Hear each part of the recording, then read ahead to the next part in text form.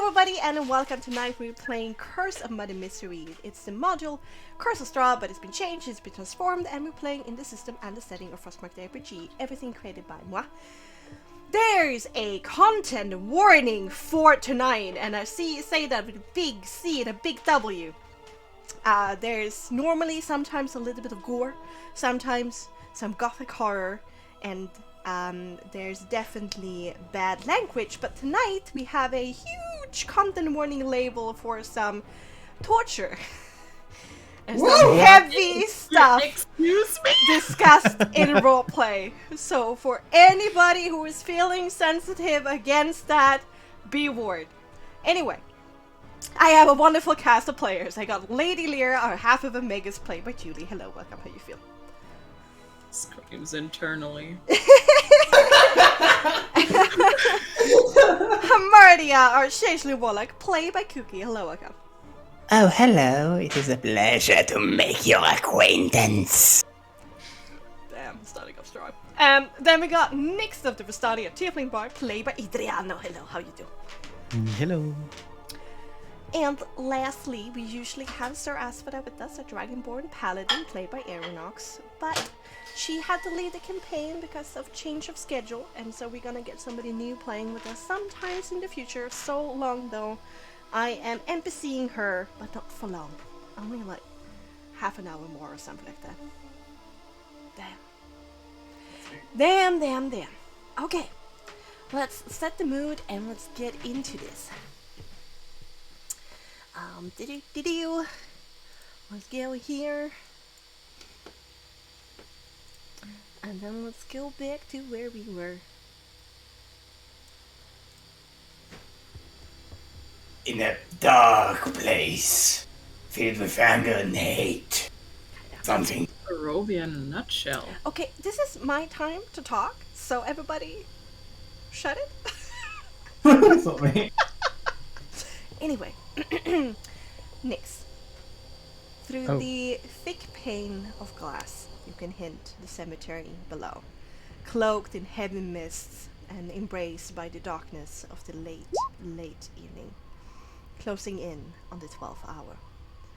Neat rows of stone slabs, a black wrought iron fence around it all, and in the corner, a highly decorated mausoleum made of marble, and dragons sitting like gargoyles in every corner and nook. This view mirrors well the graveyard that is in your heart, and you fear it might gain another occupant soon. Eventually you turn away from the window and the disturbed graves below to behold your friends and Hamardia. They have all seemed to have calmed down themselves after the news of Asphod's vicious, but before the final farewell, you have one more task to complete. Somehow, together, you must convince Horngard that you have changed your mind. With that, is there anything you guys like to do right here, right now?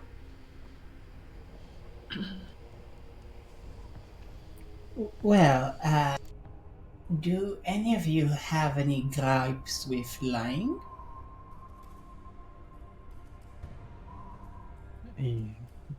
Not particularly, as long as it is serving the better purpose, but no, not necessarily. Why? Well, we have to convince Mr. Horngard that you don't want to kill Strad for. So, how do you plan on doing that? You need an excuse for your change of heart. We take Asphodel to Horngard, and we throw the necklaces at his feet, and Asphodel renounces the Argent Purifiers, and on one knee pledges fealty. After all, we are here because they are after her. And the fact that she is following a fake order, according to them, is what I believe to be the issue. But, Nix, I'm not sure. From what I have heard from this undead, you called him Lucian, yes? They said that we would not be hunted as long as I was on the task of delivering the necklace back to him. After that, all of us would be hunted for our involvement with Strahd. You're suggesting we take the necklace from you and run? No. The two undead that is currently outside battling it out with our friendly undead heard Illyria scream clearly on top of her lungs that we want to murder Strahd. I think the problem lies there. Then we simply need to convince them that that isn't the case and that I wasn't of sound mind when it happened. I don't know if we have the evidence to support that. I mean, what evidence do you need other than the fact We that can do she's- nothing but try. Also, Willem, what do you think? From what you've said, this has been somebody you have partnered with. Gwillem would kind of taken an opportunity to just stare out of nothing and just internally processing everything that has happened. And so he gets a little bit caught off guard and he has to like cough a little bit to clear his throat, and he is still on his knees, kinda in this rather vulnerable position, and so he stands up with a bit of a cough and removes some imaginary dust from his armored shoulder. Well,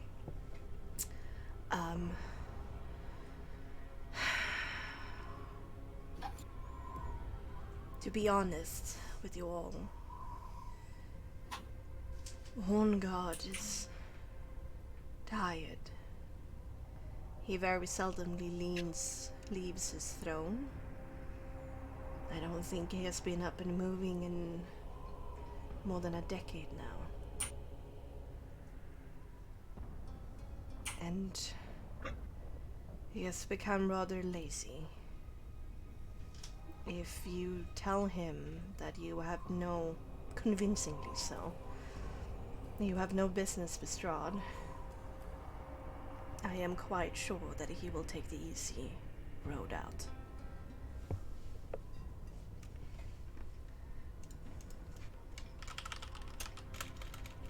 So you want us to basically tell him we're done here. We don't want anything to do with Strahd. And for as far as we are concerned, he can continue to rule Barovia without a care in the world. Yes, as long as you say that with enough persuasion. And in worst case scenario, having Asphodel pledge herself to our order could also appease him. As a promise.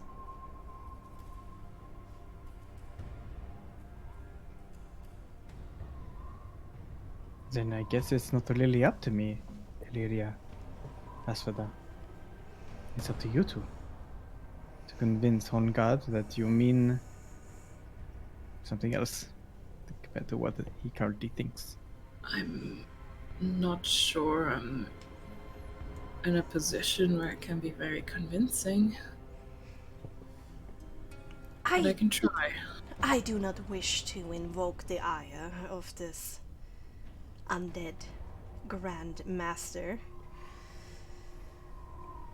I do not wish for any of us to fall tonight. He does seem rather competent. And whilst I do not enjoy it, I do see the merit in the seat, as long as it serves a good cause. I believe all of us should be on the same page here. Everyone here would probably, even if he's a lazy old coot, he might ask you a question and you might not be prepared to answer. So you need a cover story, a cover motive even, for being with Strahd and not wanting his untimely demise. And what if he queries where the necklace is? Then I will simply give it to him. But then, are we then not hunted? With the necklace given? I think if we don't convince him, we will be hunted either way. When I asked Lucian what would happen if I just took this necklace and just carried on in my journeys, saying to him that surely with your logic that would mean that I am safe as long as I keep it. But he disagreed and said that if this task was not finished in a timely fashion, then we would be hunted down regardless. These necklaces do not protect us one bit.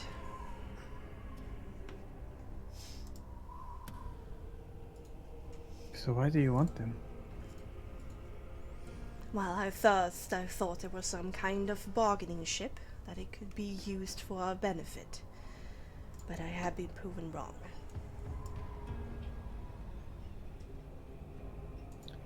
Smoke and mirrors, you could say? A way to control the population of this keep?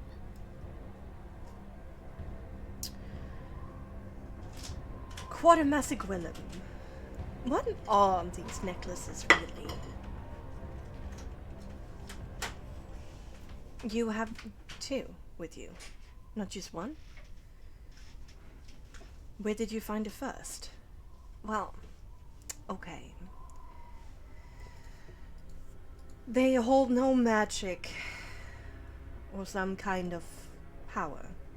The power they hold is completely voluntary for those who carry them.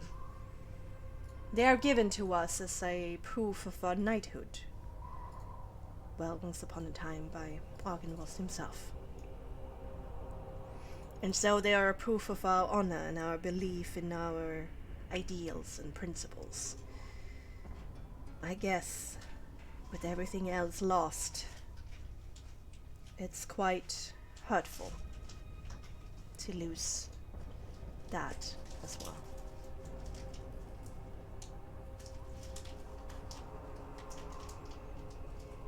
So, a symbol of honor then.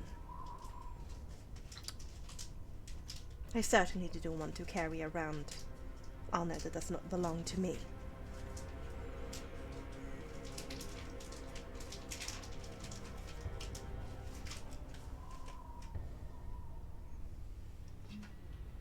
I don't know if they're required. Then, as for that, they're your trinkets then. You can return them or keep them. But, as far as I'm concerned, what Gwillem says, just shiny baubles. Keepsakes.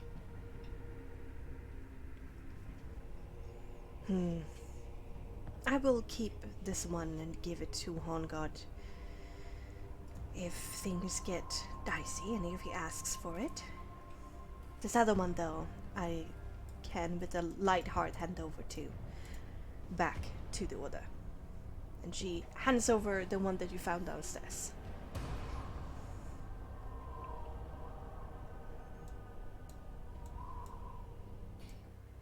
So we are going to go deceive the Grandmaster now? I guess it makes little point in just discussing what ifs and could be, as long as we are all aligned that, well, we are convincing him that you are done with it. I'll be there for backup, and all you have to do is reach behind you and I will cast a quick guidance on your hands. I'll do my very best to remain discreet. All right. That sounds doable for me, Illyria. I will try my best.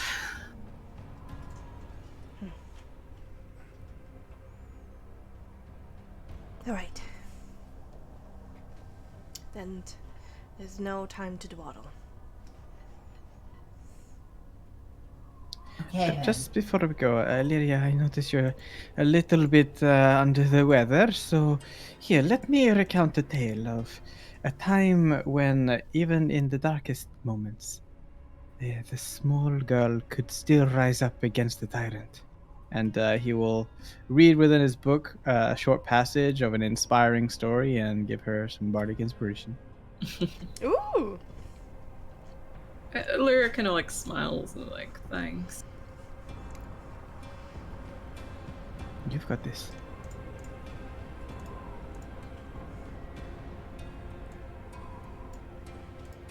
Let's go.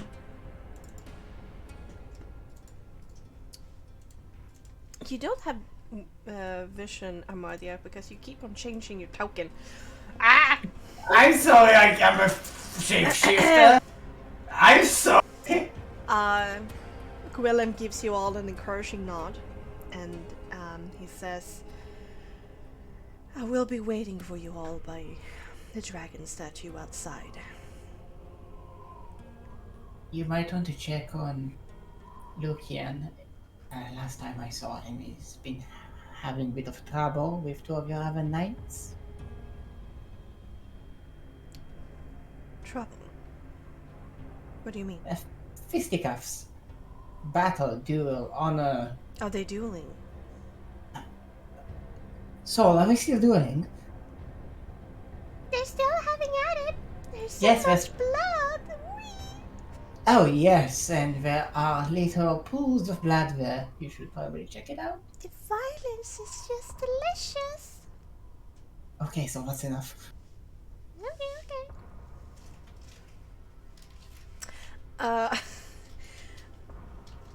Gwillem moves his head to his side.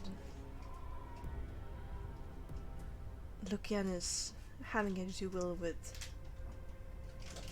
another of the order. Why? They are after our heads, and Lucian is holding them back for some reason. Ah, I understand. We wanted to give you an opportunity to come out of this alive. Yes. So yes. For now, it's actually better to let them continue. But you need to leave as soon as possible. I do not know when Lucian's will tire.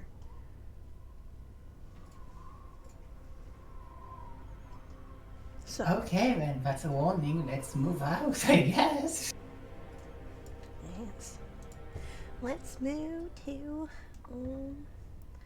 slightly different map.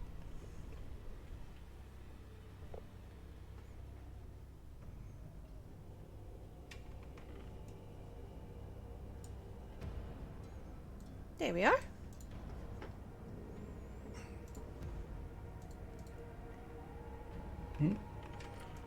All the way at the top.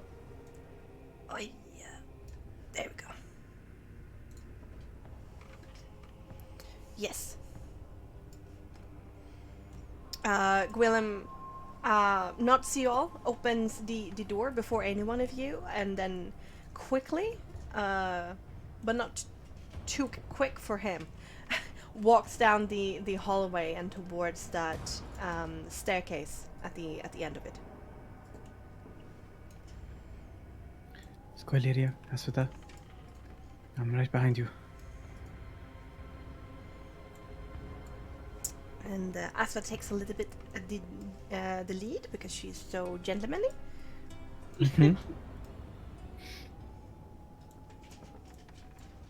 Steps gingerly over this gigantic pile of stuff, and no matter how she steps carefully, it makes a lot of noise, like a few stones that kind of fall down, and a lot of crunch to her footsteps.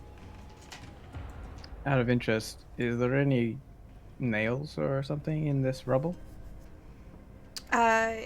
Yeah, probably a few, but most of it is stone. But there's a little bit of wooden kind of debris as well. What of it? I would like to take a nail. Okay, all right. Let's do this. You find 2 nails on a short 2 whole notice. nails. Useful nails into the inventory. Whole nails, 4 half nails. Okay. Never know when you need a good nail.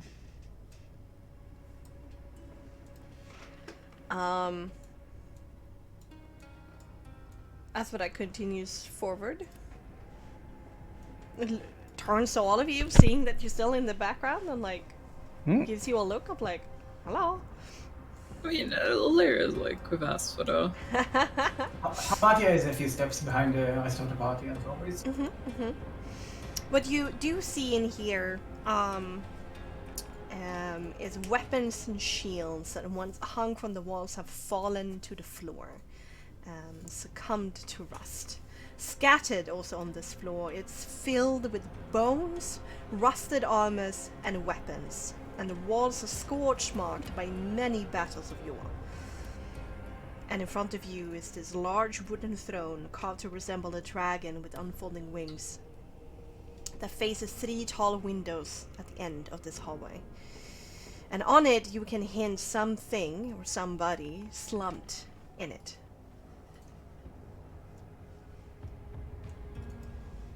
Asphodite gives you a look of like, should I walk around or should we talk from here? Lyria, sort of like figuring it would probably more polite to announce it ourselves, is going to Master Hornguard. We are here to inform you about the end of our ambitions. There's silence stretching out for 5 seconds, 10 seconds. And then suddenly making you all a little bit jumpy. There's a voice that goes,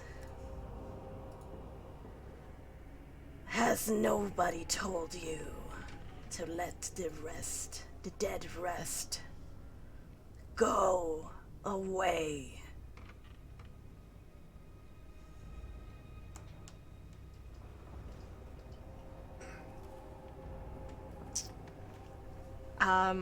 Asphodite steps forward, now a little bit angry about the disrespect. Who says, "No, this cannot wait. We have important business to talk to you about." And walks over here. Lyria kind of like walks around the other way. And you see there on the throne a gaunt, armored figure with one gauntlet wrapped around the hilt of a beautiful but imposing greatsword, with its tip kind of nestled in between the nook in between two stone blocks on the ground, and it's just resting at an angle. He has his eyes closed, slumping like he was sleeping on the throne, except for this one hand that almost in a grip that can be described as convulsing, holds the greatsword very firmly in his hand. There's a heavy sigh that comes from the figure, and the grip tightens a little bit further. "If you have come to destroy me, know this. I perished defending this land from evil over 5 centuries ago, and because of my failure, I am forever doomed. If you destroy this body, my spirit will heal my physical self, and I will hunt you down. You cannot free me from my damnation, nor would I wish it. And if you have come to free this land from the creature that feasts on the blood of the innocent, know this. There is no monster I hate more than Strad von Sarovich. He slew Argynvost, broke the life of the knight I loved, and destroyed the valiant order to which I devoted my life. But Strad has already been defeated once. He cannot be allowed to do so again. Instead, he must suffer eternally in a hell of his own creation, from which he can never escape.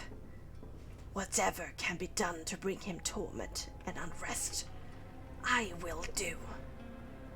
But I will destroy anyone who tries to end his misery.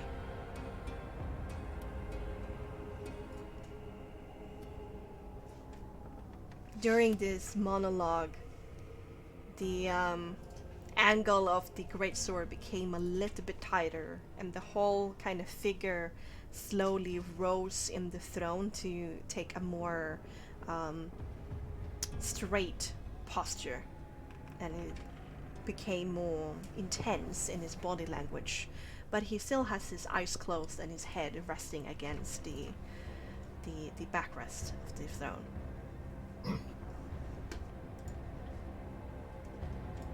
Lyra is kind of like seeing if Asphoda wants to say anything. Asphoda's has her hands also tightened and they're kind of shaking a little bit, and you can see that she is physically stopping herself from saying certain things.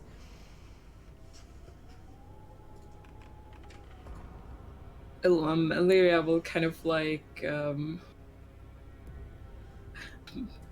maybe like hold out her hand to her back. Just the holy shit, what the fuck? To her back a little. Something just fell over. Okay. And will kind of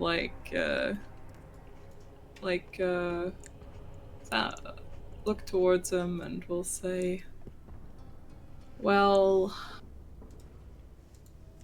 a few of your knights are under the false impression that we wish to end his torment. Yes, a misunderstanding, you see.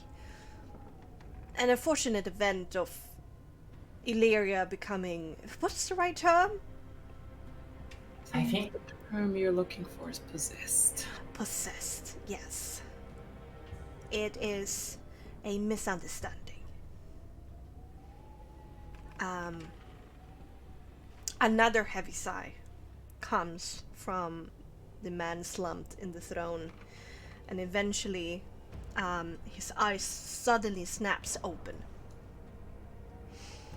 Sits up completely straight in the throne, and for the first time looks at all of you.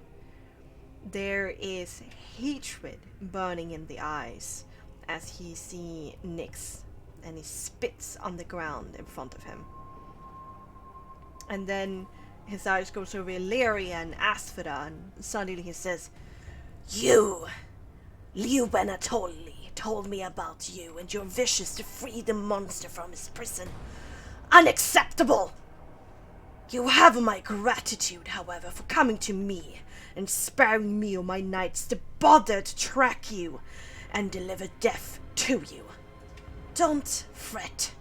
Your demise will come quick." Then he rises slowly from the throne, armor clanking against armor, an iron grip squeezing the handle of this intimidating sword that gleams in the firelight. Well, Grandmaster, with all due respect, that's what the misunderstanding is about. We do not wish to free Strahd from his prison. Asphoda says, with as much conviction as she can muster. Illyria is like, I was under the influence of a spirit that wished me harm. It wasn't me that was shouting those words. I can assure you that. The head whips around and looks at Illyria, raising the great sword to dangle just underneath your throat, Illyria. And his grip is tight, and his hand is not quivering at all from the weight. It's just comfortably holding the great sword in this very outstretched position. Lyria holds her ground. Then tell me, what do you want here in this cursed lands? We are trapped here, much like many of its inhabitants.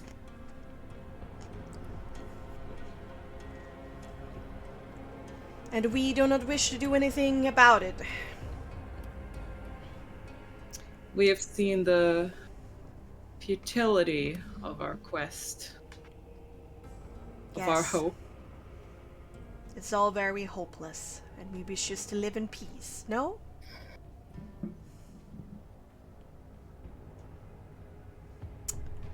Okay. So, it is time to do a deception here. Roll.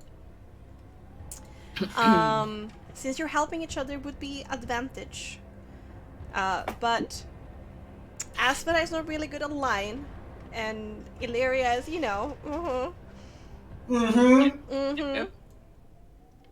so Asphodite is going to like circle over here and hold her hand behind her back to get slapped as she kind of bows down a little bit in front of Horn God and says, "Really, we have no desire to destroy Strad von Starovich.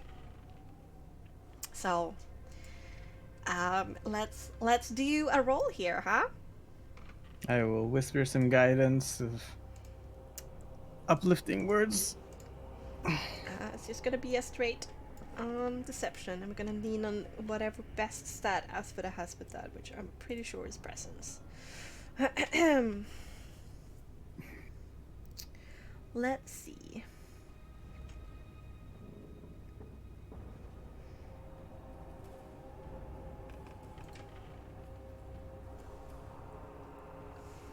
Woo! You did D4? Oh. Alright, a 16.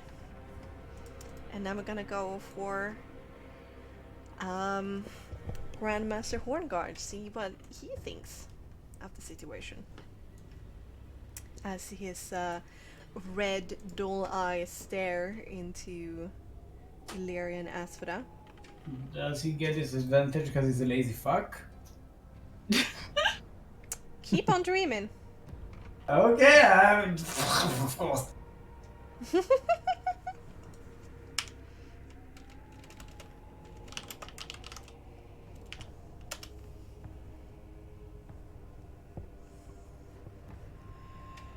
Oy, oy, oy, oy, oy.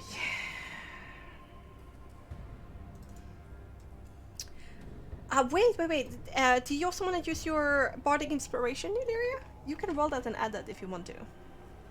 I mean, I thought since I wasn't the one rolling, but sure. You're doing this together. You're doing this. Okay, so what's We're that? all then? in this together. D6. 1d6. D6. Yeah, I mean, it was. Woo! Woo! Okay. Okay. Story of the girl. He holds his great sword there underneath Illyria's shin, like the tip is centimeters away from your exposed flesh. And he stares into Illyria's eyes and Asphodite's eyes for many, many seconds.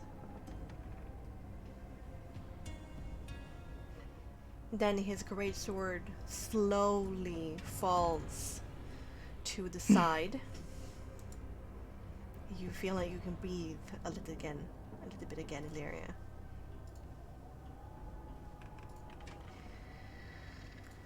And he says, I see you have senses.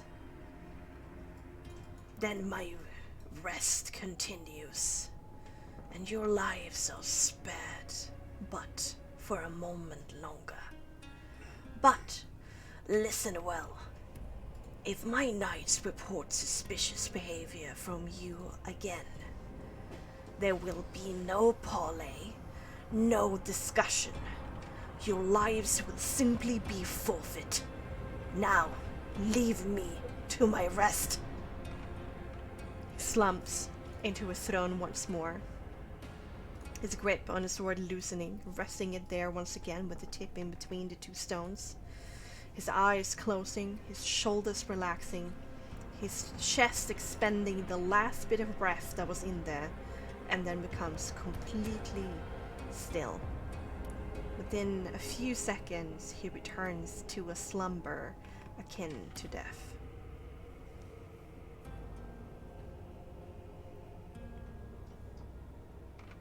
I think we should leave him to his well-earned rest for the time being.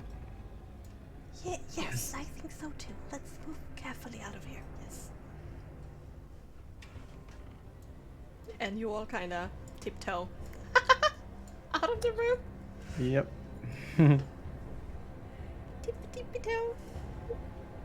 I don't know exactly if his relaxing will reach his friends, his knights, but I hope that at least for now. Well, he obviously knows what they report, so I assume they are in contact occasionally.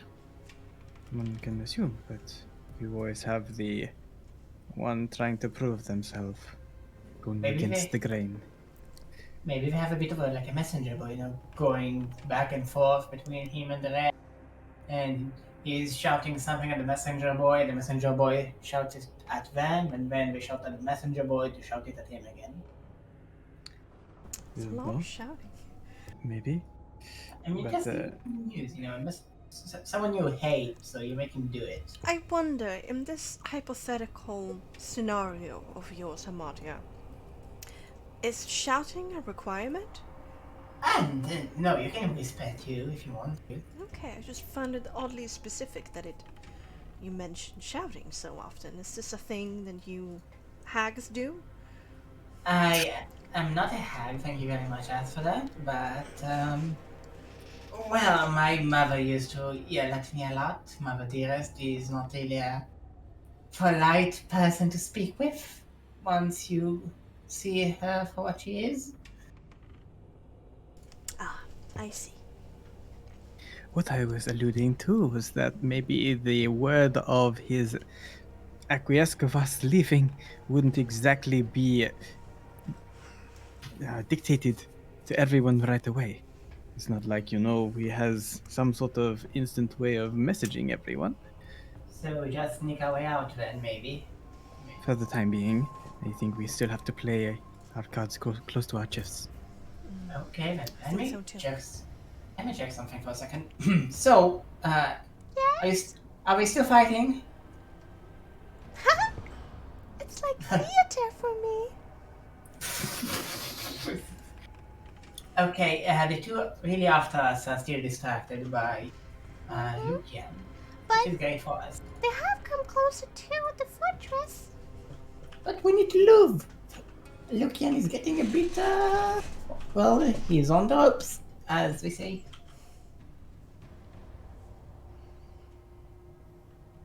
Then So- let us leave. Let's skedaddle. All right. Okay.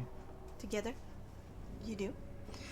Gingerly but swiftly, your boot steers you down the stone staircases, past banners and tapestries, through archways, under chandeliers, past the various iconography of dragons and knights, to the grand foyer once more. But you do not stop there. You push open the doors out into the crisp, night air, leaving this dismal fortress behind.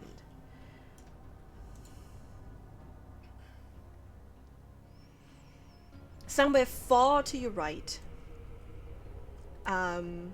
you hear the faint sounds of swords clashing against sword, feet stomping to find grip on top of the slick and dead grass and mud, and occasionally the sound of pain when a sword sneaks past a guard to find soft flesh to rend through. Like Lucan before, Gwillem awaits you by the dragon statue with an anxious look, melding with his overall depressed expression. It is somewhat done, I believe. But I believe he's also going to occasionally send knights after us to check we're not doing anything untoward utov, Strad. But for now, he is satiated. He sighs heavily in relief. That's very good news. That's the best we can hope for. Good job. He can be a bit much, I'm sorry. He really likes that sword, eh? He narrows his eyes on you for a second, and then looks over to Aspera and says, I know of a place down in the woods that perhaps could serve as a base of operation for you, Aspera. We don't often look underneath the stones of our own fortress. I think you would be safe there, and we can talk about the history of my order, and I want to learn about yours. And we can discuss where you should start your search first. Yes, I do not wish to stay here. The forests do sound more acceptable to me. Then that is how it will be.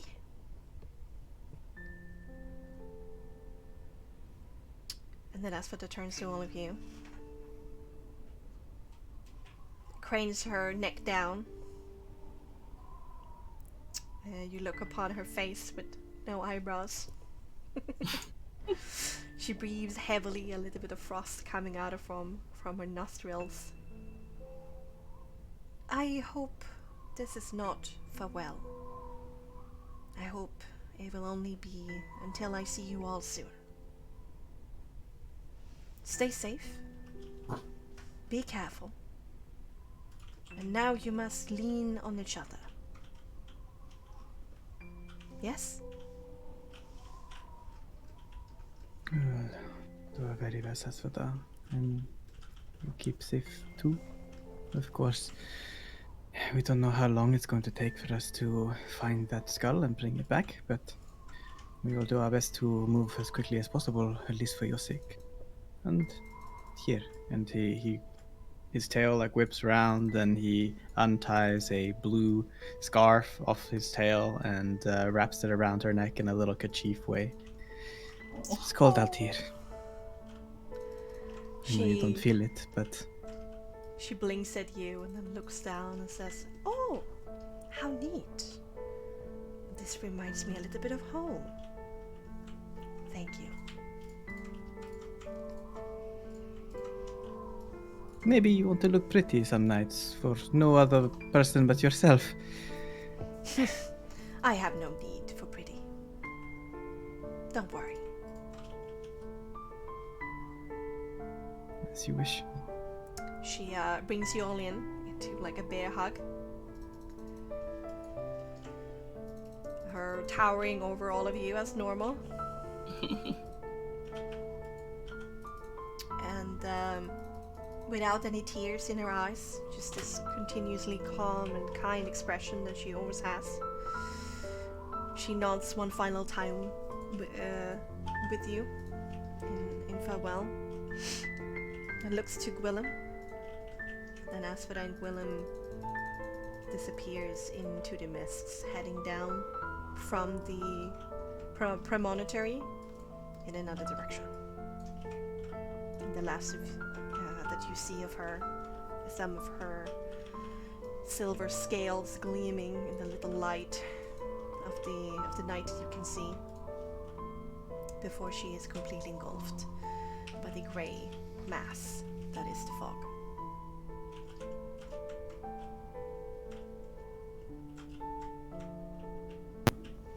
Nyx takes a breath and says to himself, but loud enough, I suppose, for people to hear. See you again, Asuta.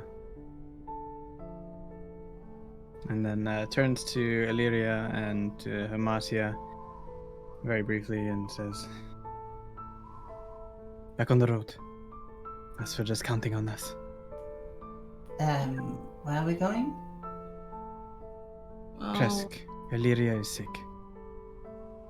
Okay, so heal her first. That's number one priority then. Unless we can figure something out on the road, it's going to be very difficult for Illyria to perform well if we are going monster hunting. Monster hunting and nothing else. Sure. Yeah, if we're going on the road, if you have any spare clothing, I would love to take your trousers and actually fix them from all the burn marks. Are you talking to Illyria? Yeah, I do. Okay. I mean, that's no way for a lady and a saint to dress. I never really wanted the saint part. Or the lady part now that I think about it. Well, I mean, I guess worst case I can like wrap in a blanket for the time being. Oh, okay. We don't have a spare of. We don't have a I'm pair sure of we have a spare spare. trousers. I'm sure we have a pair of spare trousers somewhere. I'm just saying that we'll catch a cold with those trousers right now. Look, there are tiny holes there and there and there. Burnt, singed. You all look like shit, and that's coming from me. Well, we've been through a lot. Understandable. Let's find Casimir. There's no use dawdling here.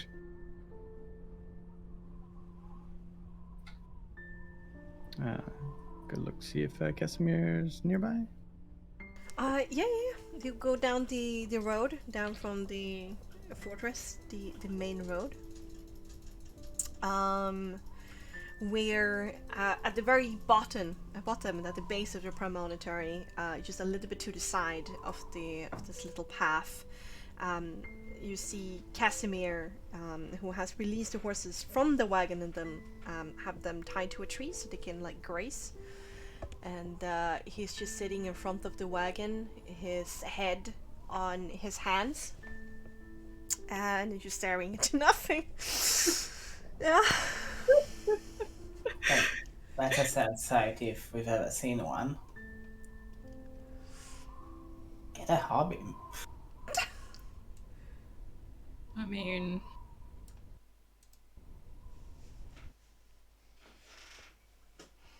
probably been through more than we have.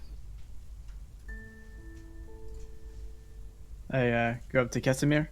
Mm-hmm. Say, are you having a good time? Yeah. He lifts his head slowly from his hands and looks at all of you. Oh, you're safe. You expecting something else? Except for one. Did we lose one? No, she is safe.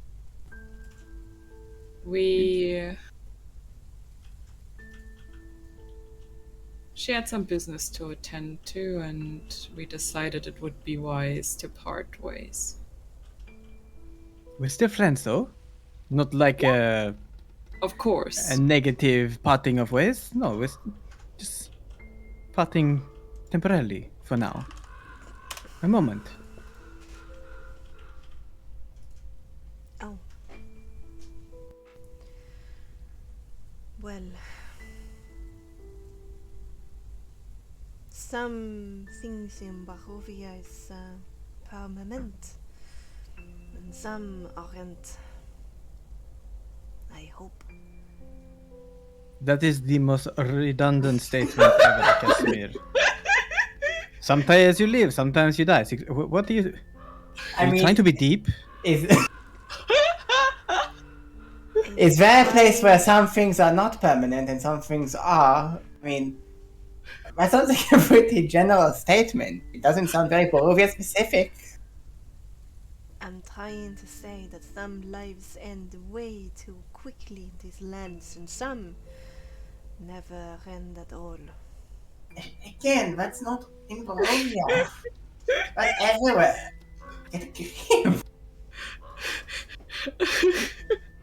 Do you have a book with these quotes in them? Are you reading from them?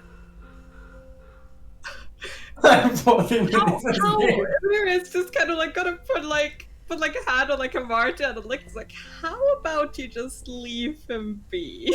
I don't know. I mean, maybe we should start calling him cliche. There's innate wisdom in the tragedy all around us. You just need True. to look for it. That is one way of looking at it. You can look solely for the tragedy, or you can choose to believe that there's always hope. You are meant to be thinking of the latter if you are intending to save your sister. And only you are going to enjoy that cloud above your head if you continue to not. I mean, I didn't mean to be rude, but if you call what you just said right now wisdom, I think you should still go look for other wisdoms. Oh, maybe you don't have to spend an eternity in misery. I mean, you are in a bad spot, and I understand that. But that doesn't mean you have to stare into the middle distance all the time. You can find something to do, something practical, something that makes you feel something. You don't have to just find wisdom in misery. Why not find a time to and not be miserable during the misery? You're still you, even if you are condemned. You still have wants, you still have needs. Why not pursue them? I am mostly waiting for my death and my redemption. In the meantime, I am known to whittle a bit here and there. Really? Whittle? You're good with your hands, you could say. Yes. And were you whittling whilst we were enduring the oh so warm hospitality of the undead folk within the fortress there? There's sass written on all of his face when you say this. No, it's such an edge roll, I love him. And he nods for an hour or two. Then I grew tired. Are we gonna camp? Not here. We are still technically under the eye of those who, whilst will be informed in due course that we are appealing to their better judgment, a better nature, and not be hunted no longer. And Asvedar is not joining us on this next leg. We must be on the road. We must be on the way. For Illyria is not doing so good. look, I'm fine. You're not fine. Do you want me to take a look? What exactly are you looking for?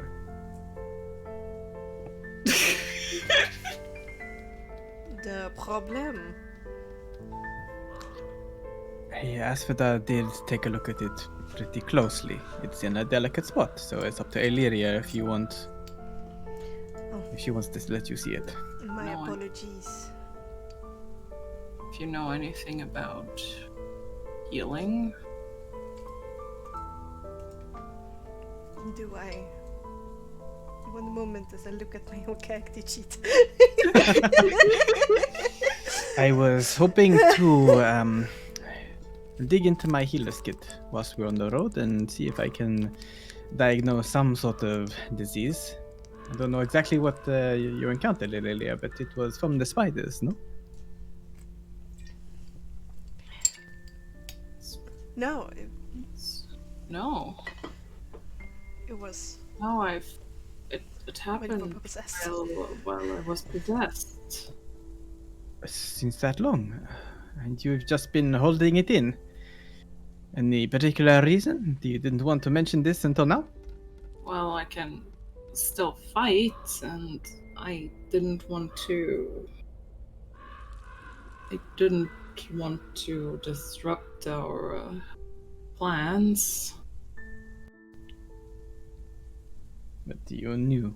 You knew that you wouldn't be up to rigorous problems. Well, I'm all right. I'm just a bit tired. You realize you could have costed Asphodel and your own life at Horngard should you not have been so forthcoming with words, and perhaps if I was not there,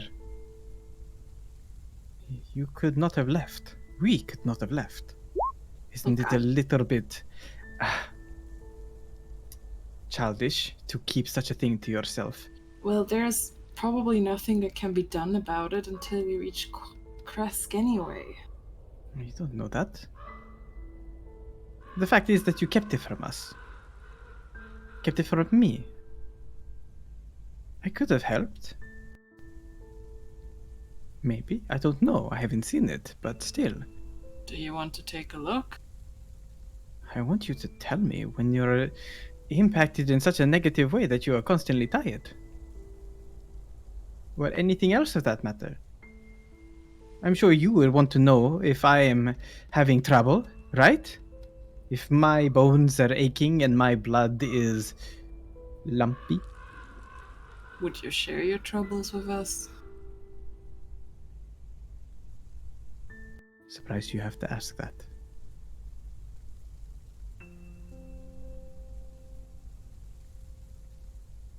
Maybe Casimir can look. Obviously you don't want my help. I just... Alright.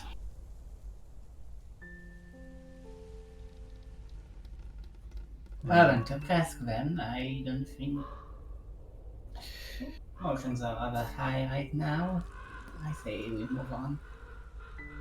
Nix jumps into the driver's seat of the cart in a bit of a huff and maneuvers it just past them, saying, Are we going? You can look at it in the cart. Casimir walks in, and when he goes past Illyria, he's thinking about it a little bit longer. I actually do not have any medical knowledge at all. I need one. Why would you say you have medical knowledge? Why would you deceive us in this instance? Well, I would offer you to have a look just to spite Nix, but I don't want to make it any worse. Why would you say you have medical knowledge when you don't? He just sighs and steps into the car. That was the most pointless lie I've ever heard. Medicinal herbs only. He sighs even harder. Or deception. Oh god, sorry. I love Casimir so much. He's such a doofus. I love I think this. that's GM related stuff. Yeah. Yeah, some things are permanent and some are not. Honestly, Casimir needs a hug. Someone needs to grow up from 14 years old.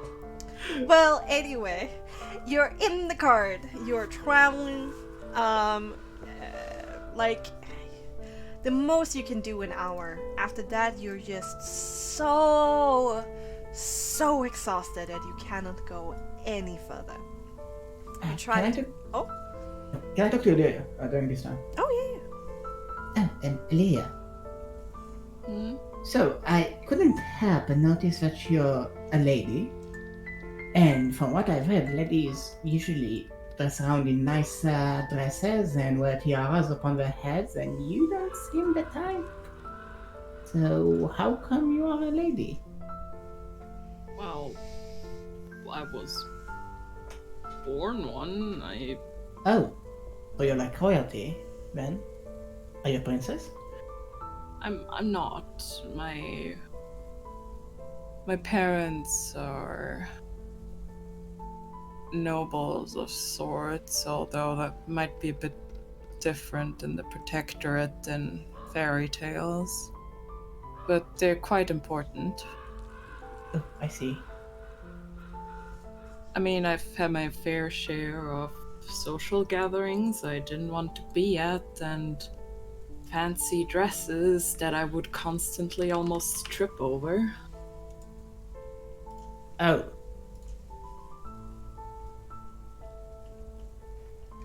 And how, why did you learn to fight? Because you are impressive. I joined the military. Oh, that seems a bit blunt. I just didn't really feel like spending the rest of my days at the academy.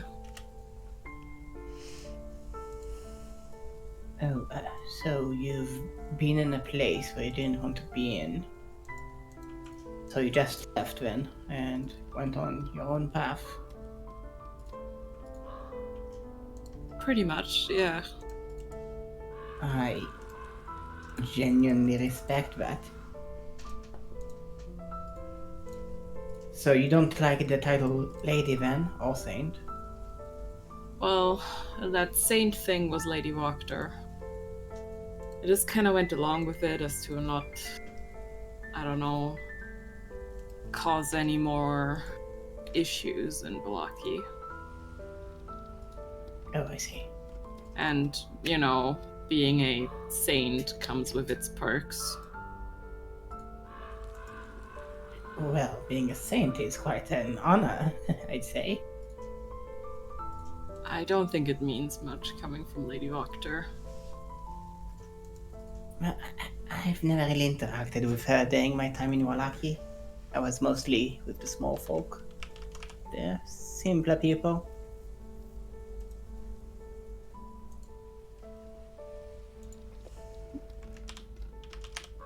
Okay then, I would like to apologize for teasing with Lady Saint, I'd say. It's alright. I mean, I've had my fair share of, well, I think Nix and Astrid, I think I shouldn't have accepted that. Also, I'm terrible at pretending I'm a lady. Well, I mean, I'm technically not pretending, but... But that's not you, is it? The lady? I don't... Yeah, I don't have you or Nix's charisma to be able to bullshit my way through. I wouldn't call myself charismatic, but I do appreciate. Well, you certainly know how to tell a lie, don't you? Unfortunately, I do. But I think that might be more out of necessity. Well, as you know, I can't simply turn into my real self and be like, hey, I ran away from my mother, would you please buy me something? Because people would be terrified of me. And justifiably so. I am, by all accounts, a monster. And I can't run away from that, I can't hide it. I mean, I can hide it, I hide it pretty well, but I can't hide it forever, I guess.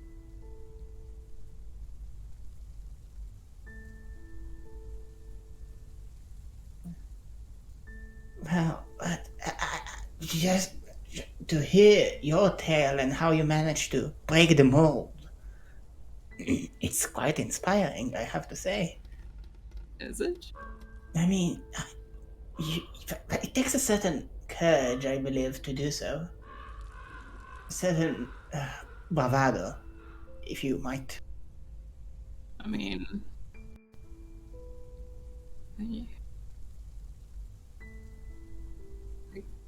I guess. Thanks. You're welcome. Bless you, Bex. You heard me? Or you No, saw but me? I've seen you. Scary. I mean, you know, leaving behind your sort of like family and deciding to do the right thing also takes a lot of courage. No, it wasn't a decision born out of courage. It was a decision born out of disgust and hatred and regret. But still, leaving took courage, didn't it? I ran away. I didn't leave. I didn't tell them to fuck off and that I hate all of them. I simply saw what they did. I was horrified and I ran away impulsively. I just clicked and turned invisible and ran as fast as I could. You decided to approach us. Well, my options were limited, and it was only a matter of time before they would have found me, and well, they can be pretty creative with their punishments, and I didn't really know what to do, so I just made something up. I want them dead really, really badly. But I wasn't as calm as I presented myself during that time, I can assure you that. Well, still, I can respect you for seeing what you did was wrong.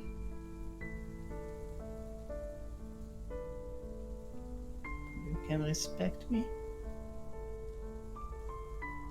Huh. Thank you. Well, I don't think distrust and hatred will help us in this situation, you know? Well, it is quite a pickle. But Nyx and Kelvin, they were very close.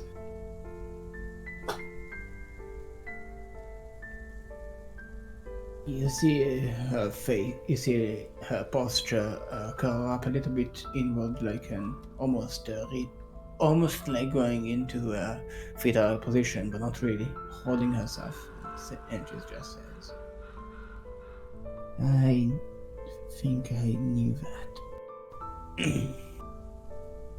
Lyria will kind of like maybe like I don't know, will like try to put like a hand on your shoulder.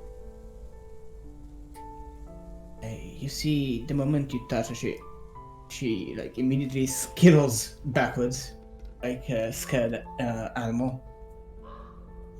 Please, I mean a bit of a stressful situation. Please don't, you know. Oh, alright, I just... No, I appreciate the gesture. I do, but let's just... I don't know if you can ever make it right in his eyes, but... I don't think I can.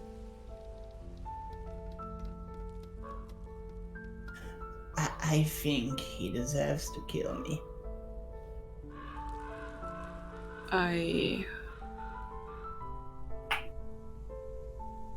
I hope he'll change his mind, maybe.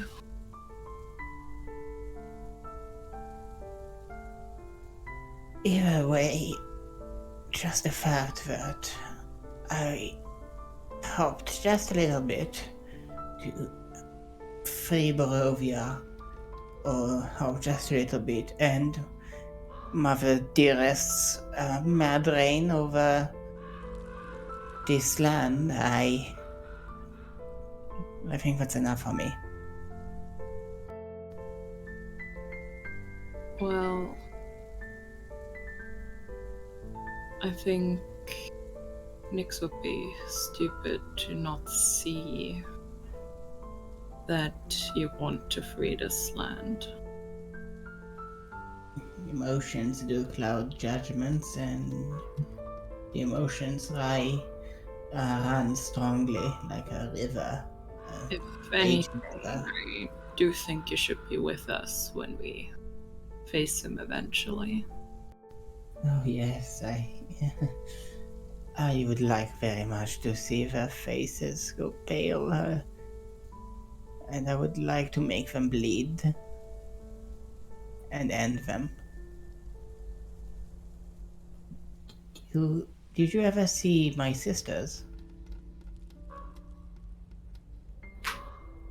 No. Not that I know of. Not that you know of, yes. So that's two more things you should be worried about. Their names are Bella Sanbane and Ophalia Wormwiggle. So, they're both quite demented as Mother Dearest, I'm afraid. So, if you catch anyone with that name, please kill on sight.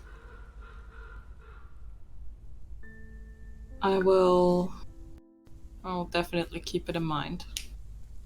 Good.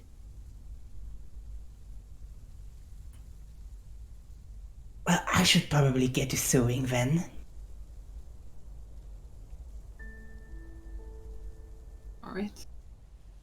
And Amartya will repair Lyria's burnt fucking trousers Great. as best as she can. That's necessary. Yes, and you soon come to a rest, and you start doing that work, Hamartia, but you can feel your eyes just drooping. You have to stop and go to a rest. You do set up watches these nights, but they are loosely held, and it ends up Casimir has to take the brunt of the watches during the night because you all are exhausted. It's been a long, long day and a lot of emotional pain. When you do wake up, it's late in the morning, and you, your eyes meet, say, the usual heavy grey lid on the world, the fog and the mists ever present. But today, they drip water down onto you. A light rain, slightly colder temperature outside, and heavy fog. Together with being still exhausted from yesterday, most of the morning you spend quiet as Hamartia works on her on the sewing back in the car. Nyx is silently driving. Casimir is whittling away on some log. And it's only after lunch, after you pass the crossroad, when natural meadow starts to become more and more frequent. Some of these seems to be old battlefields, like you saw before on the road. Then, and only then, perhaps some of you have worked up the energy to talk once more. Which you may or may not do, up to you. You said it's lunchtime. Yeah, sometime after lunch. You Sometime know after lunch. you eat on the cart. You see it that way. I presume. Sure. I don't know. It's like Nyx is kind of wanting Illyria to come to him about it rather than be like always having him come to her. Yeah, I He's also a Illyria little bit. does feel kind of bad. Wait, the cart we have kind of like two people sitting in the front of this one. Two can sit in the front. It's you know, thigh against thigh, but possible. Yeah. I mean, Illyria would just kind of like, I don't know, try to be like,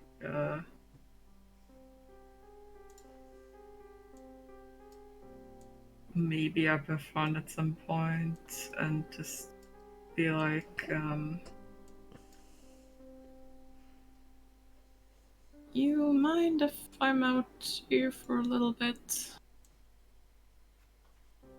Who am I to tell Lady Illyria where to sit? Stop it. Probably the worst lady ever. Then don't be a lady.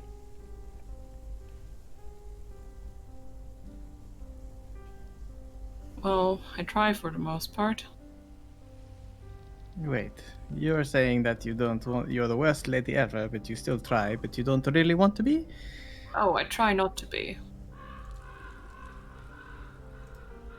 You confuse me sometimes, Illyria. Look, I didn't really mean that yesterday.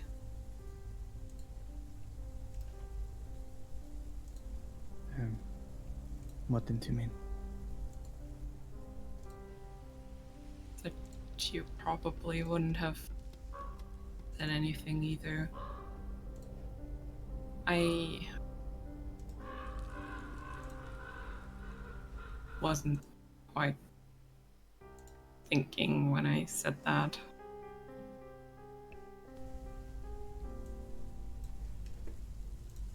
What were you thinking?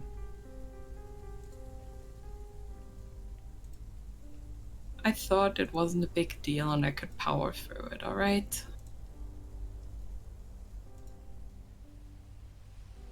Is that arrogance or pride?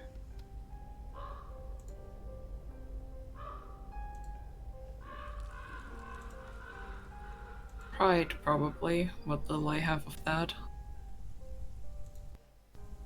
I think you're more prideful than you think. It's not necessarily a bad thing. It's good to have pride in who you are.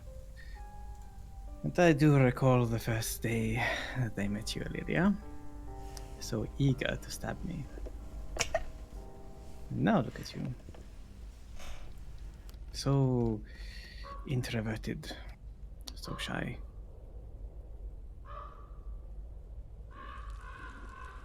Well, I'm not actually great with people, as you may have noticed by now.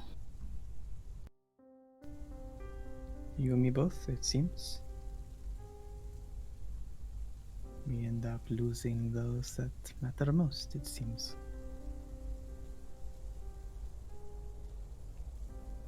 But hey, I'm still here. I made you a promise.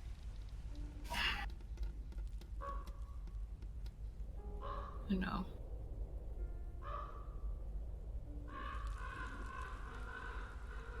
This is a question of how you treat me, how you see me. I see you as a friend. Sure, friend. Friend that you don't tell anything to. Jesus. Well, I mean...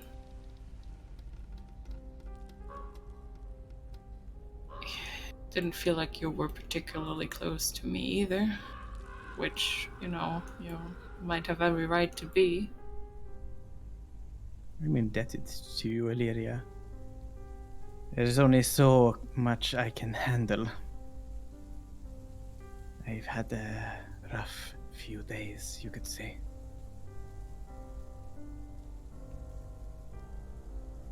You alright? I don't know. It's... I miss him. It's difficult to look down at my side and not see his kind eyes looking up at me. You know, as much as I threatened to set him on fire, I did enjoy his company.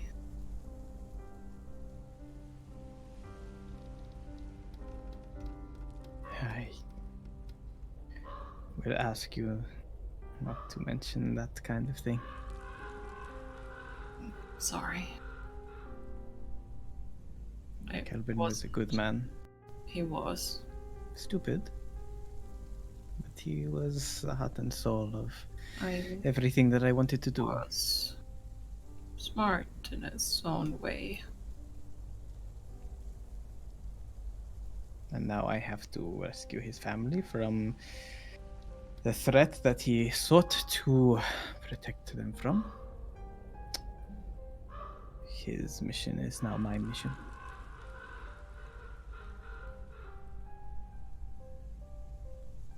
Except the mushroom part. I never really had the same amount of passion as he did for mushrooms. I don't think anybody could love mushrooms as much as Kelvin did.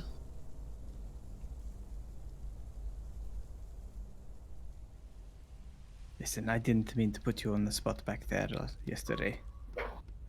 We've all been through some shit. We're all a little tired. And we are losing friends left and right. I know Asphodar is hopefully well, and she has her own objectives. And if she wants to stay, then so be it. But I can't have you keep things from me like that. I can't rely on you if I don't know you are unreliable. I won't keep anything from you anymore. I promise. I just, you know, between... I mean, I guess we were kind of fine, but between Asphodar calling me useless and everyone constantly doubting my decisions.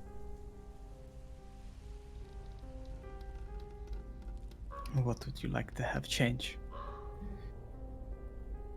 I don't know. Maybe a little bit of trust in me, you know? I always have faith in you, Illyria. You are more capable than you think you are. There is more to you than just what your parents wanted you to become. I mean, that ship sailed a long time ago. And then take a new ship.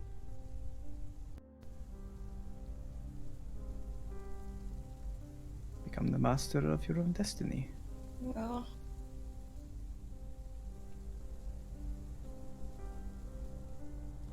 I will. And I'm curious. Why do you still carry that necklace?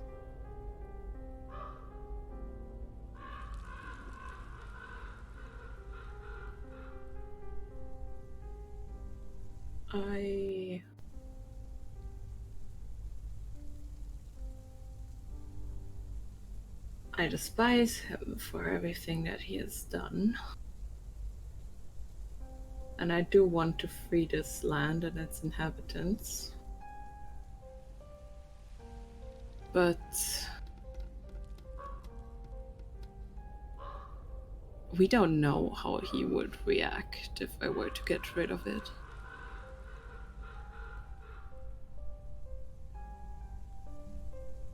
And I'm trying to keep him off us for as long as I can.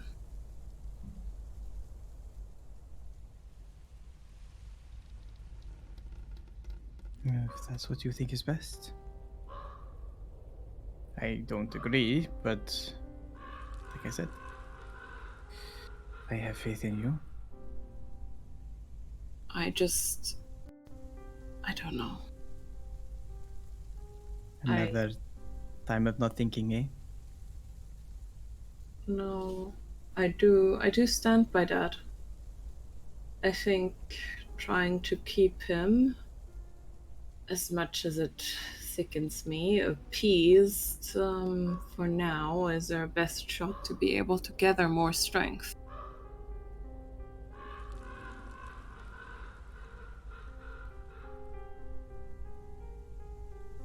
Not gonna have his teeth anywhere near my neck anytime soon. You think you can resist him? Should the time come? Yes. Empathy composure check.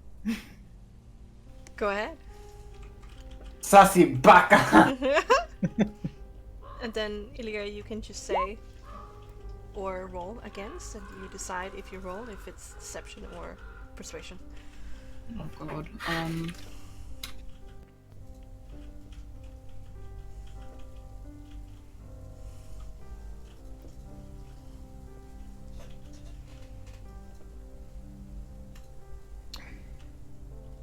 See if it's true, if you're truly a Sindre. 11. Alright. Wait, did you roll deception or persuasion? Persuasion. She thinks she might be able to, you know? Okay. So, Nix, you're not sure if she speaks the truth or not. Baby sus not gonna lie. I hope Oh, so. man. I'll be the first to admit that he can be quite charming, and I have been thinking how he does it. I can almost feel the way he manipulates people using a magical ability.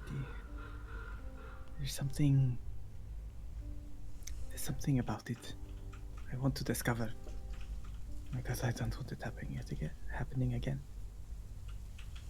Yeah. I worry about that sometimes. I mean, he's a vampire and a very powerful one at that.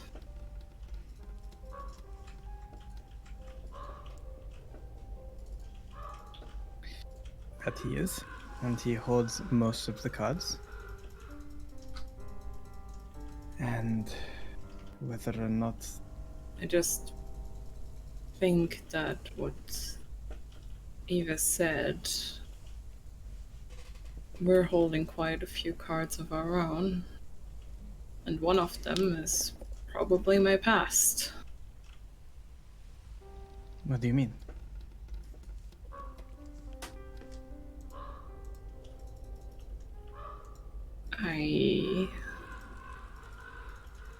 I don't know, maybe if we learn more about what happened with this Tatiana person, we can use it to our advantage. You want to pretend that you're more Tatiana? Like Tatiana is coming through you, or... No, but I don't know, thinking back to what Eva said, I think it might help us. Knowing more of what happened. Maybe in this temple, where Casimir wants us to rescue his sister, and where this vestige is found, as according to Mr. Ghost Dragon. There's also the Pond of Memories in Curse. That is true. I don't know. I mean, You probably think I've lost it, but I do believe there's some truth to it somehow. You believe you're actually Tatiana? Well, I might have been in a past life. Hold on, you believing in past lives now? I'm not sure, but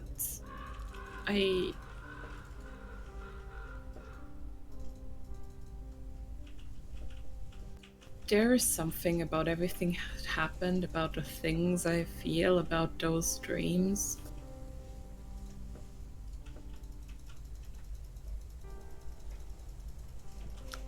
Everyone has dreams, Illyria. Well, Doesn't mean they're from a life that you no longer live. Casimir mentioned the resemblance to the dreams of the elves of their past lives. Well, their visions of the past lives. Oh. Elven tomfoolery. And while I shouldn't be having those, yes, I do think there's some truth to it. Okay. I don't know anything about the elves and what weird shenanigans they go on through as they grow up. I've never seen a small elf before, so I am dubious about where they come from. But if you say it's some elven thing, who am I to say it's not?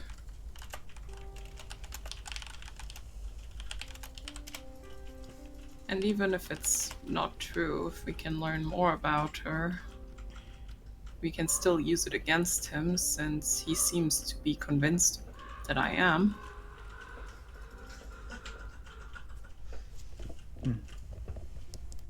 And there's obviously something special about her. Of course. She's beautiful. He's lonely. Clearly, there's only one thing on his mind.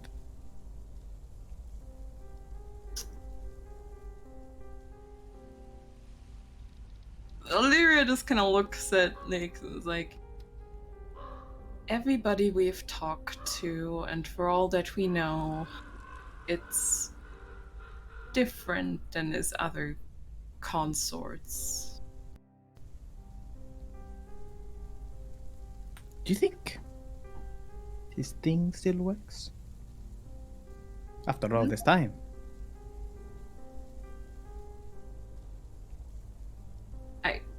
I don't want to think about that, Nix. No. I mean,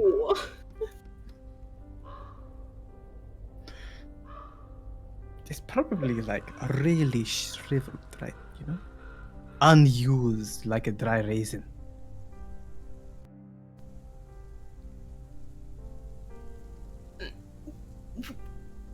What's wrong with you? I've seen some things in my time, Illyria. I'm just preparing you for the things that you might not want to see. Well, I do hope it doesn't come to that. I mean, you're You've been the one listening to anything I said? I don't know, it's just something that crossed my mind. I've never seen a naked vampire. Have you? No. So, I hope What it stays that way. oh, me too, yeah. I can't imagine what it looks like down there, but if you need a lot of blood because you're like running out of it, you know, you need some sort of pressure to.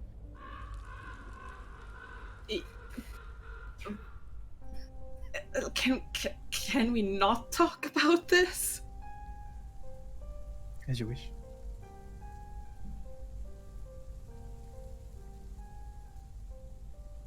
Just trying to think of all the angles of why he wants to have you in his life, after all. If you Okay. are just as pretty as Tatiana is. I can see it. Hmm?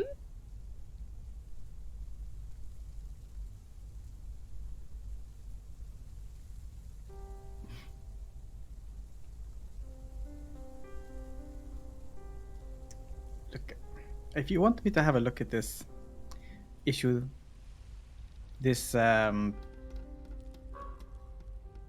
trouble you're having from being possessed, I will do my very best to be delicate, and I will remain clothed throughout.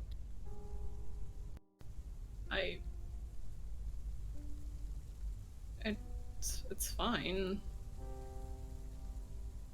You can have a look at it if you want.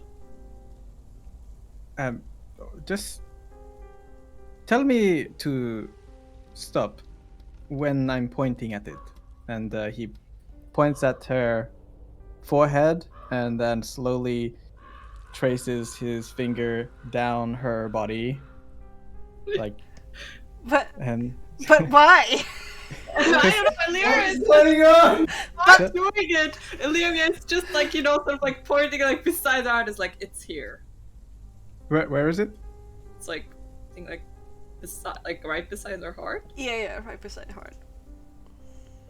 Are you sure? Because Yes. his finger points to your chest. If you remember, I don't remember, but I think I got stabbed there. Ah, right, by that sword. Hmm?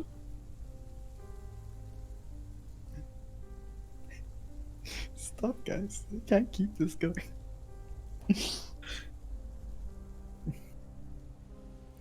Sorry. How do you want to show me? It's just us up the front here, so Well, I mean, I figured we might want to wait until we make camp or something, but I can show you right now if you want. eager. I like it.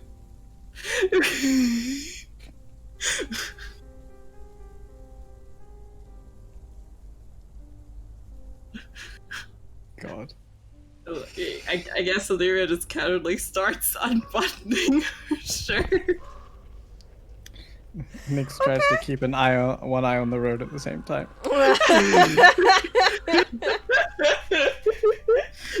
Illyria is just kind of like, You can't, No. switch places with Casimir and Amordia and be like rather private inside of the wagon, There's no one around here. It's a freaking no man's Yeah, land. but you gotta do a medical checkup whilst driving. yeah. You don't Oh. text and drive.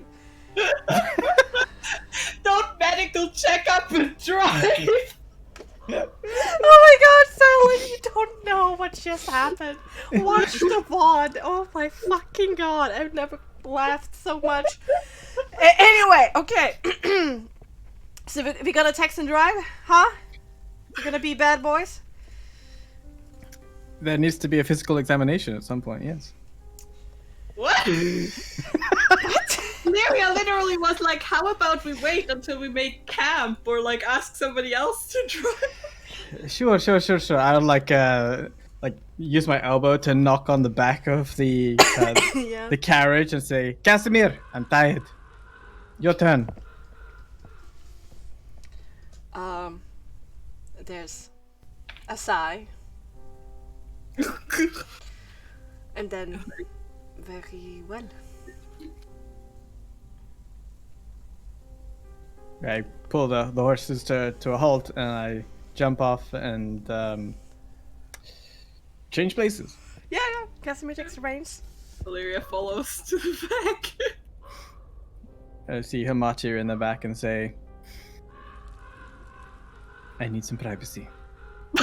Be not here. Oh my god. I mean, it's probably fine for her to be around. I was muted. Fuck me. Mark says. We will be in the tavern in a few days if you want to get a room.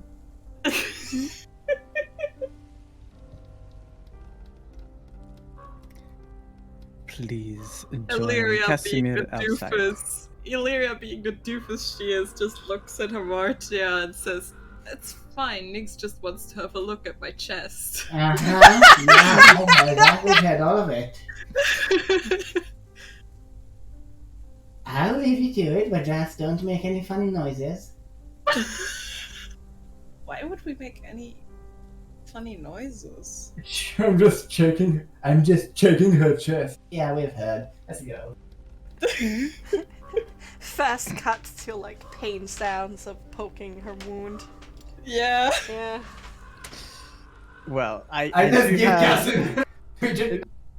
Go ahead. My fault.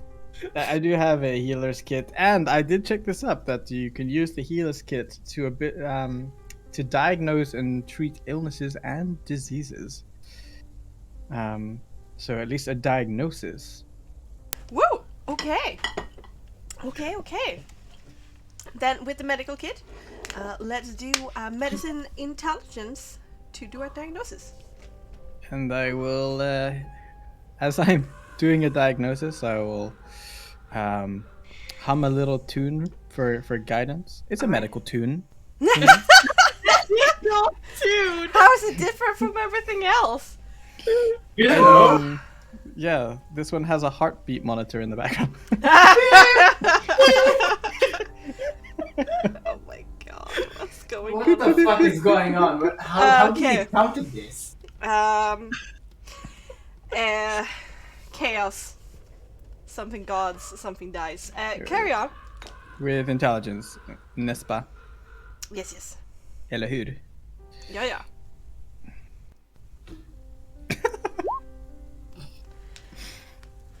Well, that could have gone better. Yeah. It's okay, Nix is distracted. Yeah. Well, you can. Okay, God, he's distracted. Oh fuck. Why do I have to describe this? Why? You've made the one better than that. So you take a look at the wound. It hasn't closed properly, even with a magic spell that closes wounds on its own. There's clearly still an open wound here, and yeah, that's where your information stops. Nice. It's not healing as it should be, but you do know from having at least one rank in medicine that I'm magic. jack of all trades, so I don't have an actual rank. So to speak. Well, being with Madame Eva, Hmm. you would know that you can dirty heal somebody by spending a lot of energy, and you can take care of most issues, but it requires sacrificing energy. Illyria, I don't know how to tell you this, but I would like to heal this. I would like to use my medical abilities to make you all better. But this is a little bit tricky because it is not a true wound, so to speak. It is not like a little paper cut. It's not like you got stabbed. It's not like when you and Asphodel were stabbing each other in the thighs. What the fuck? This is a little bit more than that. Oh, I figured. I think Asphodel mentioned it too, but I think to heal this, I would need a lot of power.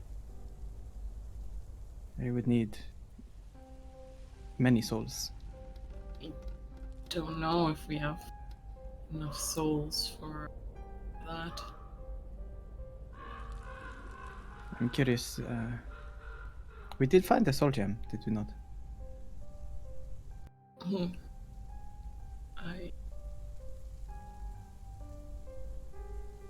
think Martia has it. Does Samashi have it? I thought Aswad had it. But then she gave it to you. She gave it to Amardia. Martia? We gave it to her, Martin. Ah. Well, I don't want to ask that thing for help.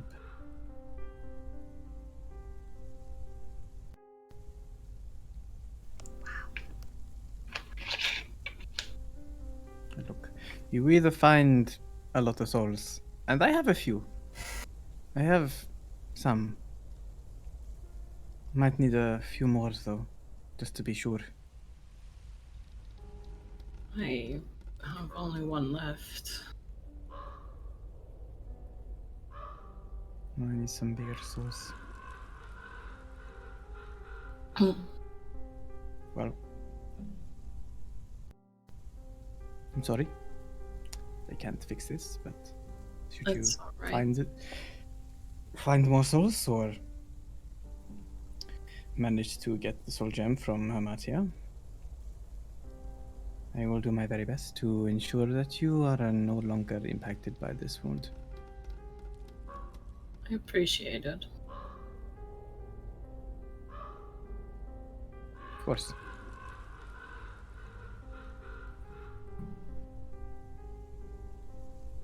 No more secrets, okay?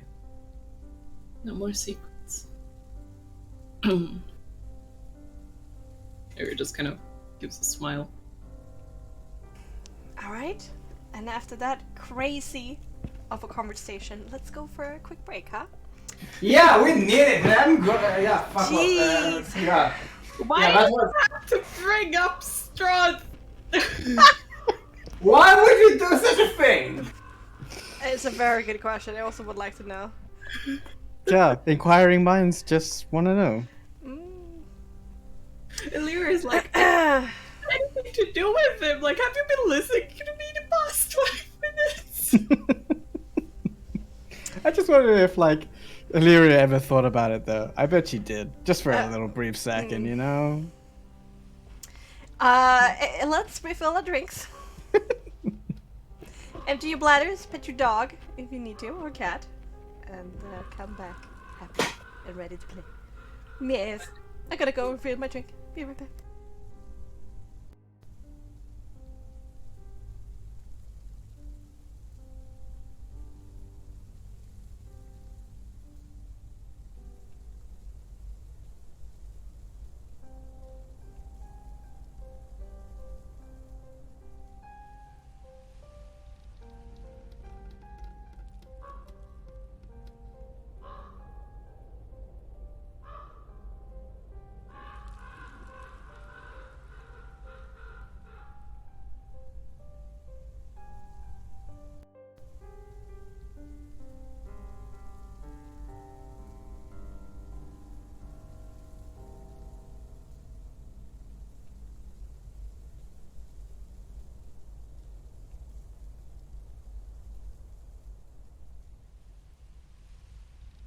Alright, here I am. I am back.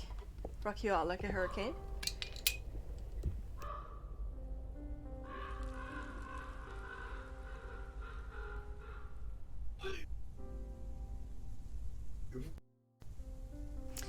I hope you guys in chat is having a good time.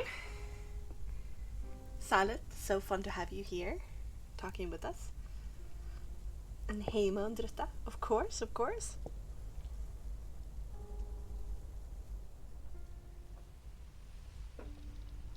How you doing?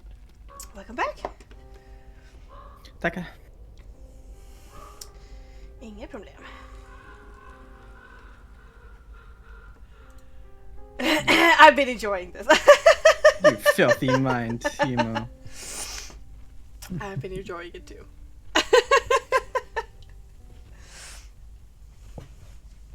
It's really fun to listen to. Oh god, I died.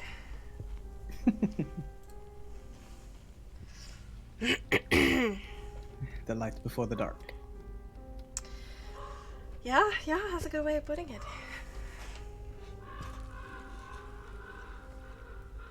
Very bipolar.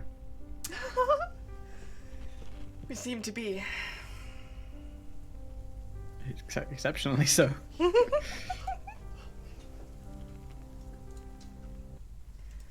Yeah, hop. Let's change up the music as well.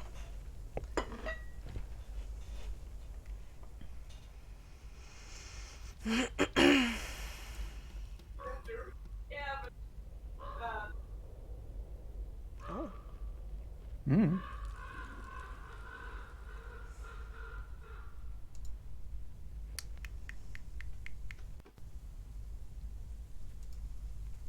Let's go for this good oldie.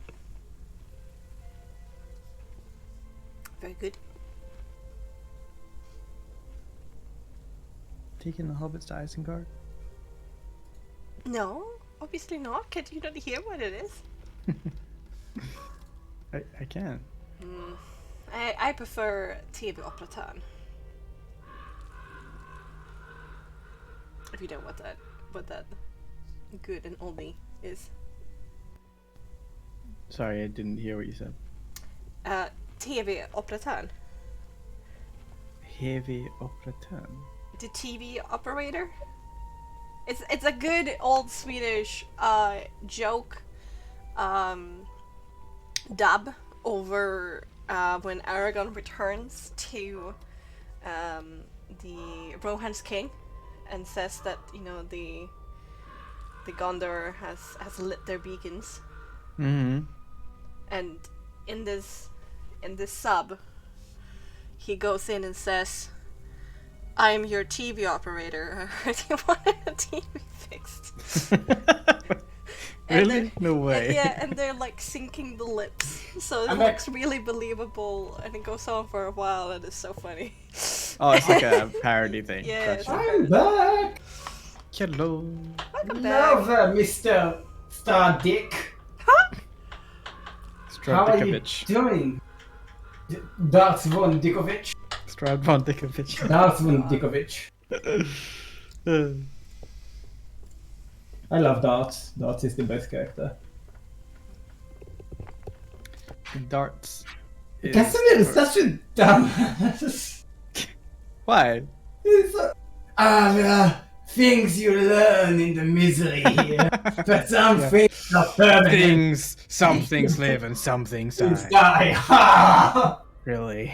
I mean, he had like 500 years to come up with at least one clever fucking sentence, and this is what he came up with. Mm-hmm. It's amazing. Really fun. Let's pick Casimir. No, Diamond killed. Yes. I feel like I'm getting teased, not Casimir, But sometimes. some people don't die when they're not killed. Things need a life It needs needs to things to live. live. Yeah.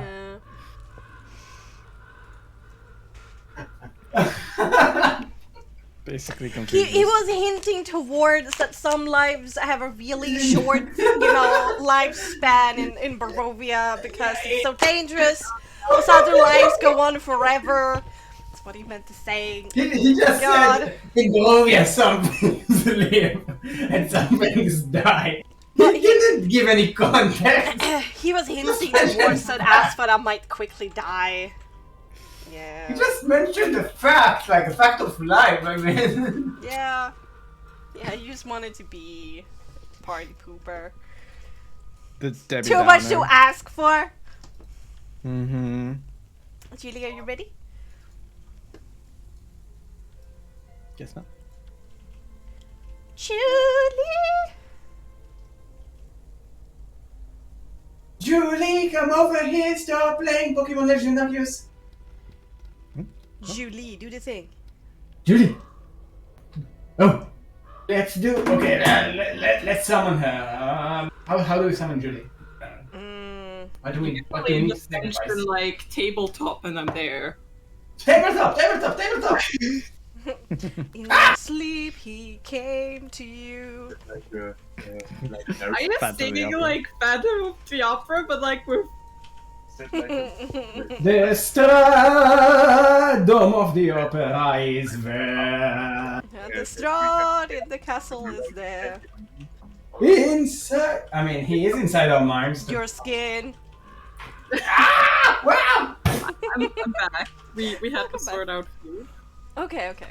No worries. Alright. So, we continue on our way. We're traveling the whole day. Is there anybody who wants to do something before, nightfall and stuff? No. Cool. Not particularly, no. Nix is like sitting in the back, just thinking, like writing in his book. Gotcha. Casimir is whittling away. And He's driving. Oh, yeah, he's driving. Okay, he's driving away. You did a book exam. Hamardia? Hamardia will probably speak to Soul. Oh! Oh, hey Soul. How are you doing, my friend? What the So do you think we're doing the over there? I'm sleepy. Oh, yes, you are. Something needs killing because you Ah. woke me before time. No. We don't need to kill anything yet. Or anyone. That's a shame. I just want to have a little bit of a heart-to-heart with you. But do we not have a heart-to-heart? Heart away. Okay. I like Thank having you. hearts in my hands. You see, you know, I had the weirdest feeling back in the mansion. Weird feeling. Argenvoster, the big, scary ghost dragon. He I could have taken he told me his story. And I think I've, felt... I don't know how to describe it, but, I wanted to help him, I think. Not out of, an interest or to pursue my agenda against my mother or anything like that, but because I just wanted to help him, I think. There was no benefit or advantage for you. No, there wasn't, really. Except for the fact that we will get an ally out of him, then our crusade against Mother Dearest would be way easier with a ghost dragon at our disposal, but I didn't do it because of that. And it's weird, I think I'm getting a bit soft. Hold still. And Soul starts flying and then lands on your forehead. And then you can hear in your head. That's weird. You're not sick either. I'm not what? Can you please repeat that? I didn't quite catch that. That's weird. You're not sick either. Oh, no, I'm not. I'm actually pretty well. All things considered, here I have quite a lot of muscle I need to gain, but oh, I feel good. Oh my god, I feel good. Oh, this is worse than I thought. This is... You are falling into somebody else's plot. It might be. They're weakening you so they can kill you. You say that, Saul, and you might be right. And, I never really had any control over my life. But for the first time I feel like I have some agency over my fate. I've made a decision to join them in the end. If they decide to harm me, that's their choice. It was my mistake to trust them. It was my decision, my path that I'm walking right now. And I've never felt that way. we walk a path that we chose, so you and me, partners in crime. Partners in murder. Maybe later, Tabletop. Yes. Well, This freedom is what we needed, what we deserve. Living underneath the boot of those vile creatures left us vulnerable to them. But being free, this means we have a greater opportunity to not die but killing others. well, you are correct, my dear soul. Just be sure to not take any decision that makes it easier to kill you. I will be very sad and die very soon. I would be very sad too, so let's make sure you don't die, okay? Yes. We will keep you from harm, and we will make through. And we will make through this predicament. But don't worry, I will kill them before they kill you. I'm sure of it, my little soul. Yeah, you can count on me. I have it. Yes, for Hawk. Good night, soul. Now have a sleep to sleep. Good night. Sleep tight. Good night to you too, Homicide. Bye, Homicide. And Hamati will continue like her day with the slightest smile of satisfaction. Okay. Alright. And we travel in distance and we travel in time until we actually get close to nightfall. Because at that point, and we can go to the map. Woohoo, exciting. Mop.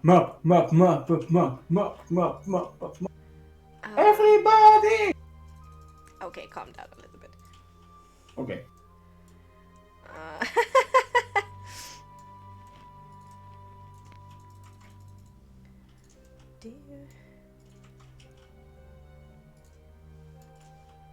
Ta-da! Get over there. Let's go back here.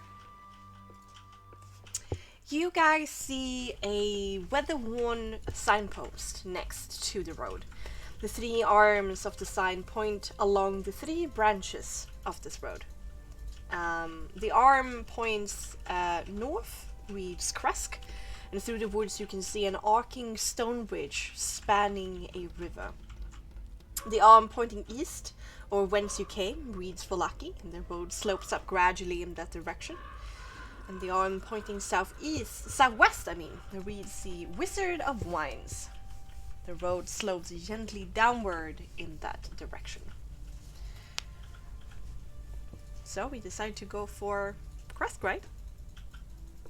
Yeah. Right. You steer your cart closer, and you come upon that great bridge spanning over a offshoot of the Savoie river.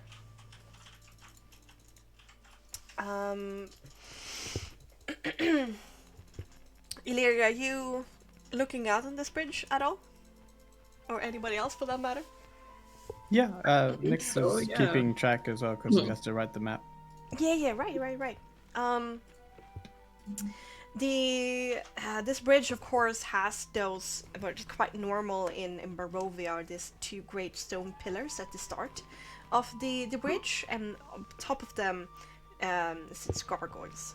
And on this stone pillar on one of the sides is a great brass plate that has these 4 hammer points where it's been hammered into the stone, etched really beautifully, but has seen the tooth of time, but still reads clearly, Tatiana Bridge, erected by her gracious generosity. Huh.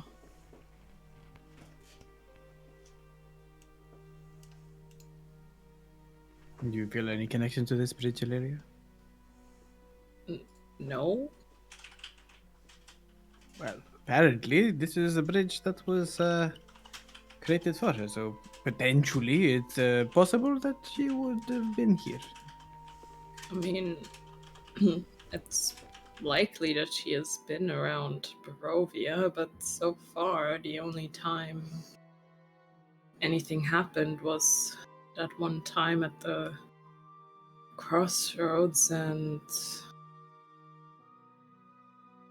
I guess when I saw Strahd. Do you want Although us I don't to stop here for a brief second? Hmm.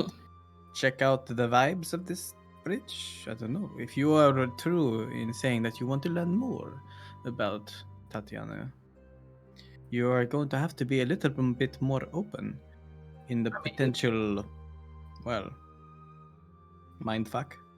I can try. I think it's more of a allow rather than try. I can try to allow it, I guess. Just allow. That's all you need. No try. Just do. All right.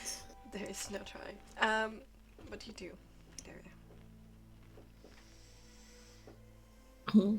I guess, I mean, how high up is this, like, thing that, like, reads Tatiana Bridge? Basically in shoulder height. You have it. Then the gargoyle sits Lyria above your kind head. of, like, gets off, like, the Mhm. car, and she just kind of, like, looks at it and, like, kind of, like, traces along it and, like, a little bit around it as she, like, takes a few steps on the bridge. Mhm. And just kind of like walks for a little while, looking down. The waters far below runs rather quickly and is very dark here. It would been dusk and the heavens would be colored in this great palette of orange and pink and lilac and different shades of blue, but here in Barovia it just slowly but surely gets darker. Yeah. And you stop, stare into the waters far, far below, just watching the foam and the waves go past. Then your vision goes dark. Oh boy. Oh boy, oh boy, oh boy. She's doing it. I'm doing it! Oh god, I don't have the right picture up actually. 1 second. Okay. Your vision is dark. You don't know what's happening. Can still feel uneasy. How dare you? You don't know how to feel. Your vision goes dark, Illyria, and you think to yourself immediately, not again. Light returns, and that panic that arose in the pit of your stomach calms a bit. You are back in that world of white. There's no bridge, no companions. Alone you stand in the middle of a snow-covered clearing, with dark evergreen trees laden heavily with that white substance. A faint sun is above your head, hinted through light, white-gray clouds. Despite the cold temperature and the cloud cover, you feel its rays still ever so gently warm your cheek as you turn your head in wonder towards it. It's been way too long. And from the sky as well are large snowflakes that dingle ever so slowly towards the ground. You gaze, then turn to your own form, and and once again you are dressed in that glistening dress of white satin, lace, pearls, and crystals. You breathe, waiting for what comes next. Your air comes out in that white, delicate, wispy smoke. Then, like before, the winds pick up, moving the snow about in a chaotic pattern until it forms a small hurricane a few steps away from you. Eventually, the wind dies down to once more reveal a dashing young man, dressed in white military garb, white satin gloves, all metals bleached to white, a silver sash over his chest, a white sheathed broadsword tied to his hip. Beyond the high, white and formal collar, his fair skin, symmetrical and masculine face, shiny and brilliantly black hair of ear length, combed to a charming hairstyle. The devil, as the Barovians like to call him. But here, it's still very hard for you to put your finger on it. But there is something gentle in his misty blue eyes, something less intense about his gaze. He holds out his hands to you, a silver glove begging for you to put your hand in his. Like before, something inside you awakes, and you cannot help but oblige. It just feels natural. All the while a warm smile spread on his lips, you steel yourself for what is to come. But to your surprise and worry, he gently tucks you along instead, walking you through the snow-covered trees. He doesn't need to tug much to make you follow, because, as before, it just feels right. It's further hard to take your eyes off his face, of his being, who boldly looks ahead with pride beaming from his features. You only faintly realize that the snow underneath your feet, without you noticing, has turned to white marble. The dark evergreen trees turn to fancy crowd of humanoids, dressed in their best. And the snow that dangle from the sky is now white rose petals. Once more he turns to you, stops, smiles, speaks once more. The voice is muffled and distorted. Like before, you cannot hear whatever he wants to convey to you. Hope rises in your chest that perhaps this time it will be different. That this vision will just be strange, but strangely pleasant. But then it happens.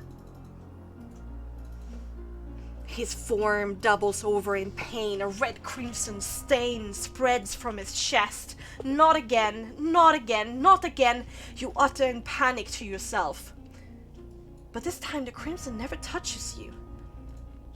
Instead, you are ripped from his grip. You fly through the air in breathtaking speed. You impact something, glass perhaps? You're stabbed by 1,000 small knives. And then another fall. Long as you scream your lungs out. Then fire. Blistering, consuming, burning fire. Your vision goes completely, blindingly white as you experience the worst pain you have ever felt in your whole life.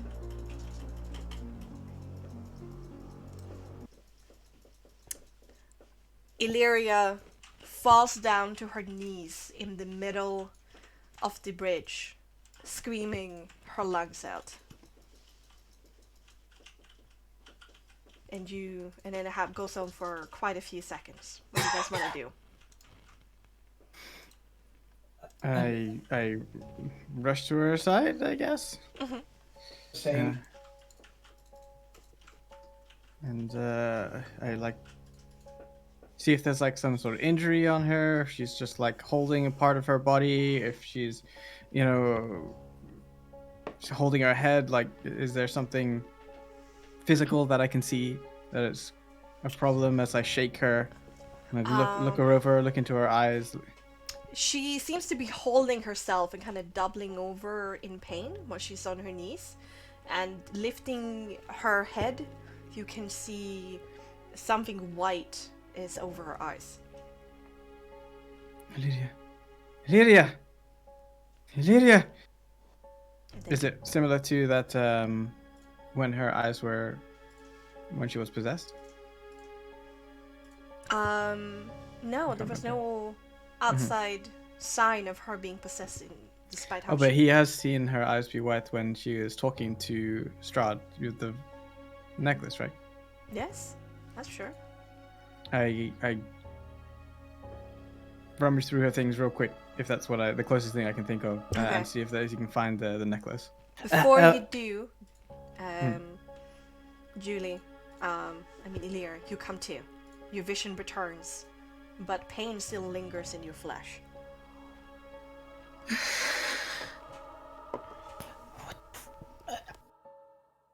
It was longer this time. You're back? What the hell just went? Are you okay? What is that a regular thing? What was that? It happened before. It's I don't know, a dream, a vision. So it worked? You did the thing. Mm-hmm. Yeah. I am impressed. What did you learn? Not much. It continued this time. This time he took my hand and we went to a wedding, perhaps. There were like white petals and there was a crowd. And I still couldn't hear what he said.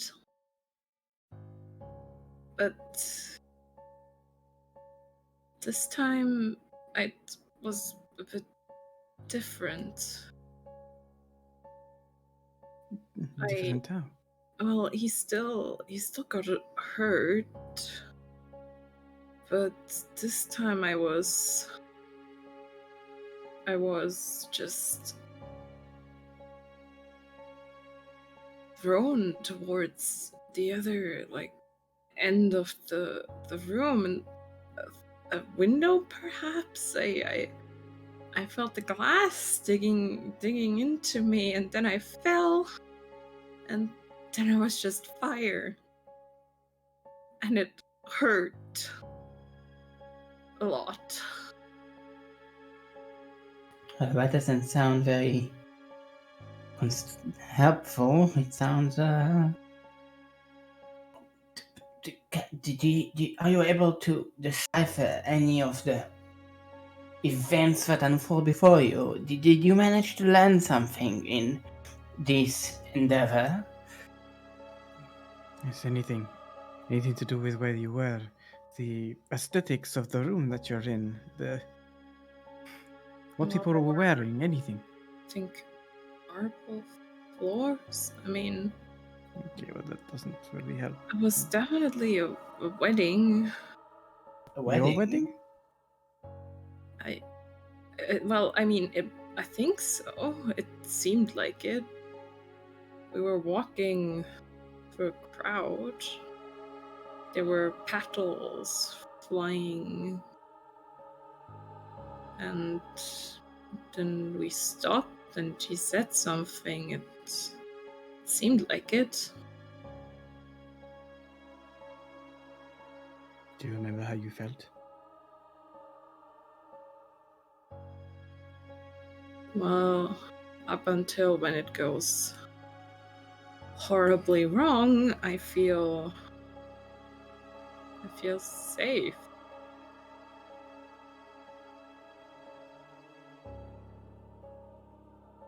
You know,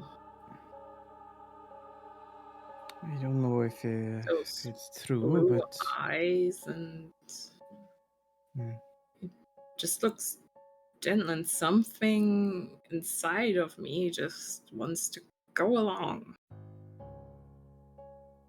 is it common knowledge in Barovia the death of Tatiana?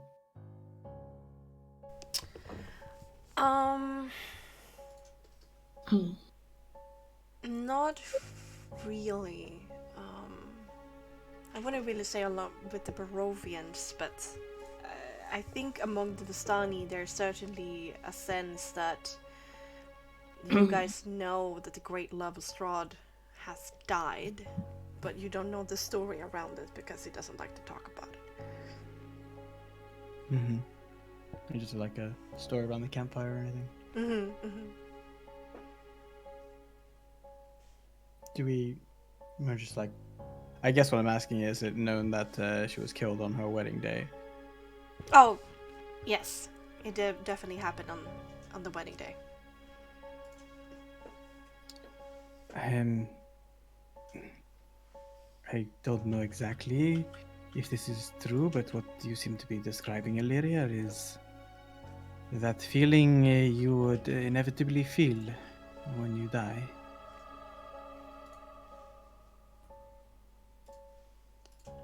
If you didn't like it, I would recommend you try not to become dead. I'm trying. What did we just say? Don't try. Do. Okay, I won't die. Thank you.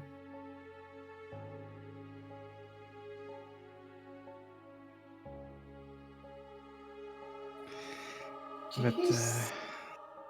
yes, Tatiana died on her wedding day. I don't know exactly the specifics because Strahd is a little bit touchy about it. It never really came to the Vistani stories, but we have many a poem and a limerick, a song regarding the separation of a loved one at the height of romance. It's very tragic. I love it. I'm sure it's some great poems.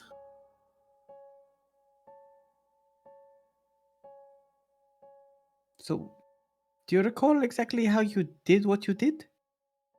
I'm just curious. If we find something a little bit out of our way that Tatiana might have known about or was there, maybe you get these fragments of memories in your curious elven way.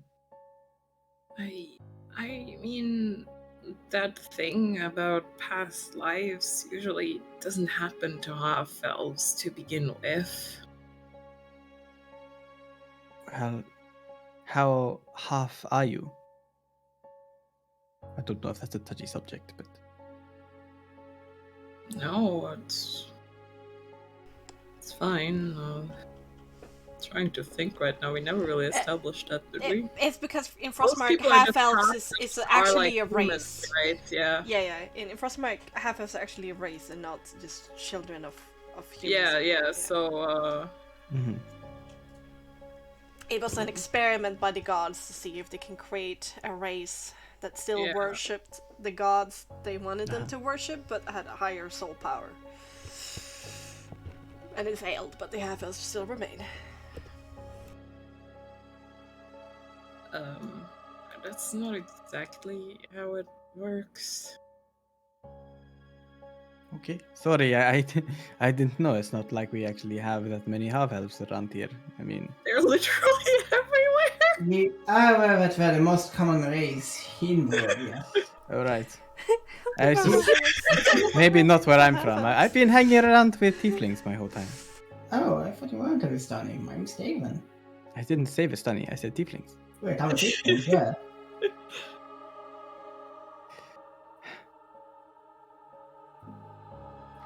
It's just the way it is here. I never really spent much time with any other person, so I'm a little bit out of the loop about how this whole thing works. I've been curious, but it's never been the right time to really, talk about or inquire about genealogies. You know, I usually am more interested in the surface level things. You've been to settlements. And you've seen the population, which are mostly half-elven. Most of my disguises are half-elven anyway. What's your point, Amatia? It's just a bit weird that you weren't aware of that fact. Well, some people aren't exactly able to travel that far, or recently.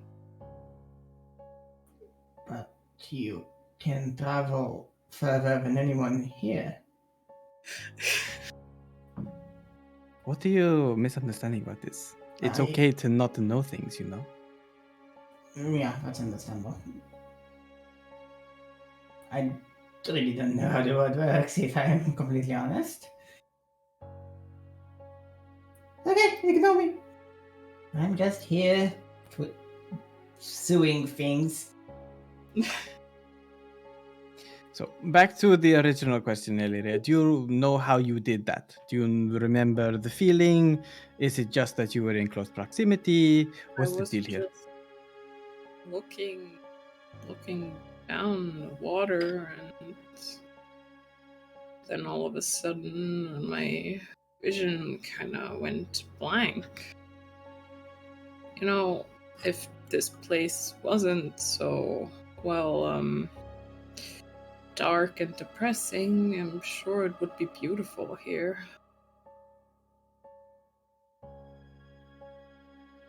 I see.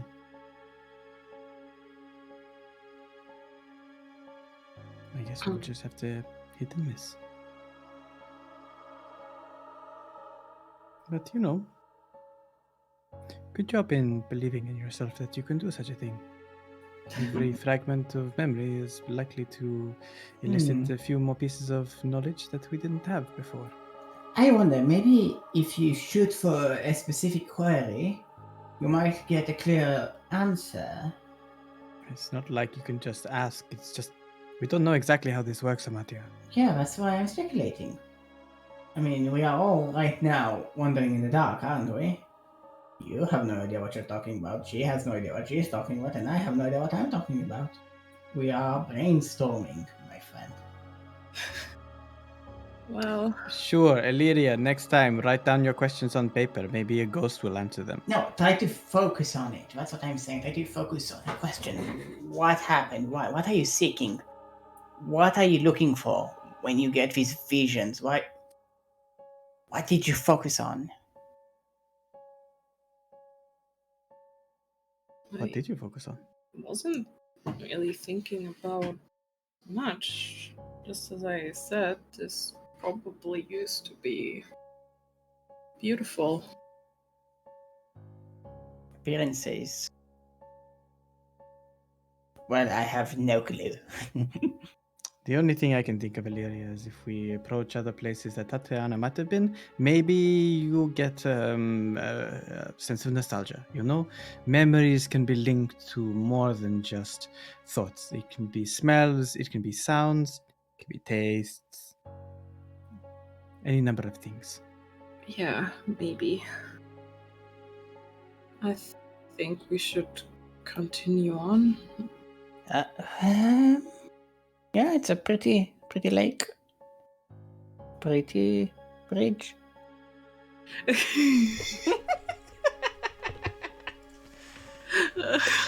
Casimir, still driving the thing, kind of pulls up the cart behind you. You all... Are you all alright? We're fine, Casimir. Do you have something remarkable to say about this bridge? Maybe about how permanent it is, or how permanent it's not. How rigid and full of structure it is, and how things have structure while some things don't. How stones are made of stone. Oh, come on. I Leave it alone. was actually going to say that this bridge were under construction when me and the rest of the Saturnal Wood Elves came here. So, how long ago was that?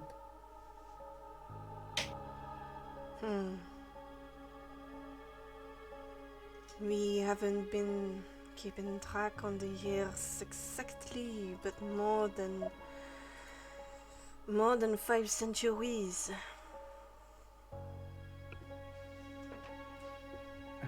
Okay, and do you remember where you came from?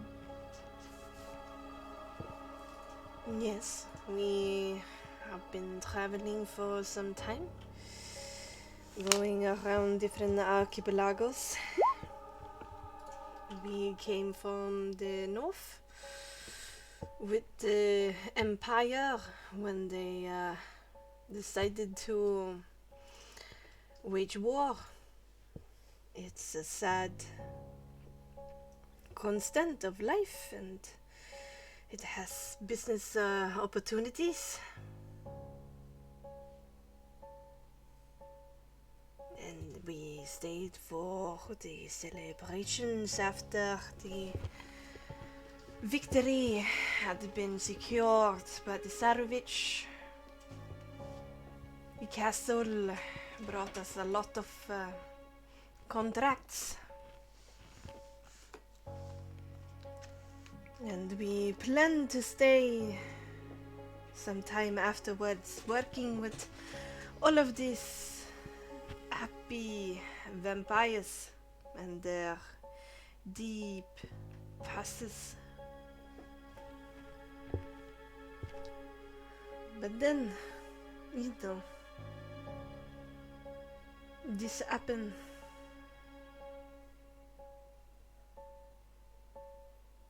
Is that useful? It is curious that you remember 500 years ago. Does this bridge bring some nostalgia for you too? It does. I looked upon this bridge once upon a time, thinking that there was hope and great things in store for us. This deal with the Tsarevich and their friends would bring us much prosperity. I was a different elf back then.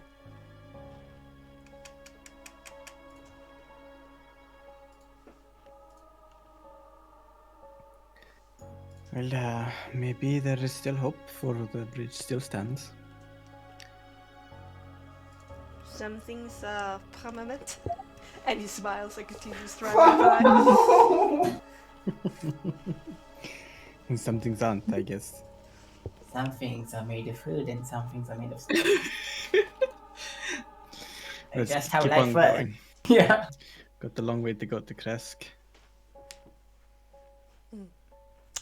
You jump up on the cart again, leaving the bridge behind. Immediately you enter into way more stony and a hilly landscape, and slowly but surely over the course of an hour you continue moving upwards in the landscape. But before then is already nightfall.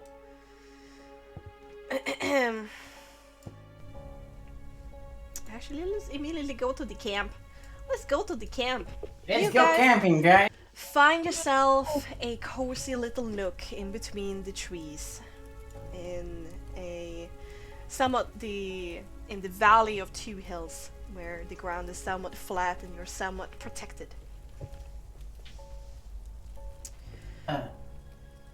I assume the Hamatia was working on are done already? Or the ones she fixed? Oh yes, yes. Over the course of this day, you have fixed all the clothes that you want to fix. Oh yeah, so Yes. I hand them over to Lydia. And say, there we go. One fixed set of trousers for you. Try not to burn them again, please, or get possessed for that matter. Lyria just smiles and takes it. Thank you. My pleasure.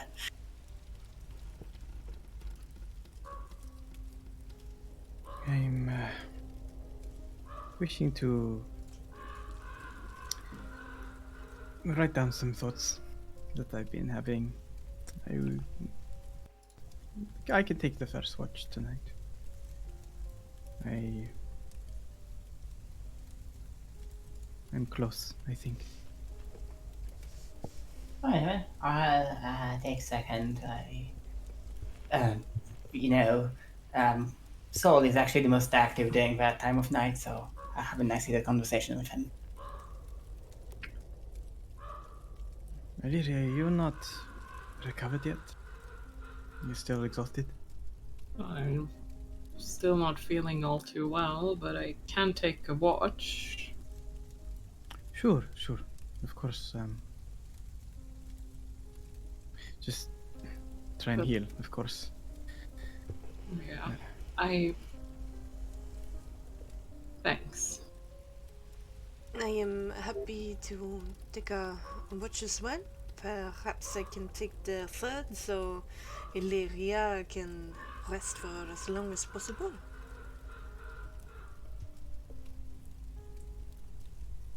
I'm sure. Illyria, are you ready Sure. for that? Alright, I appreciate it. the least I can do. And Casimir fucks off and goes into a trance somewhere in a corner.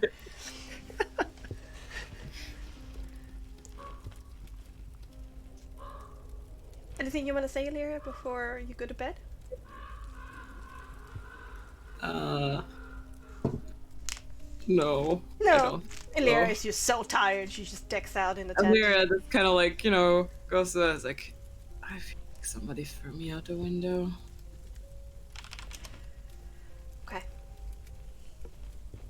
Okay. Nix, what do you want to do? Give me perception, intelligence, or if you bother with that. Nix will not really be keeping watch in that sense. He is writing in his book. He's present. I mean, he can do like a somewhat of a listening out kind of thing, but is really not paying that much attention to the surrounding, as clearly the dice gods state. Yeah, exactly what you rolled. Perfect. He's mostly focused on writing a couple of things in his book.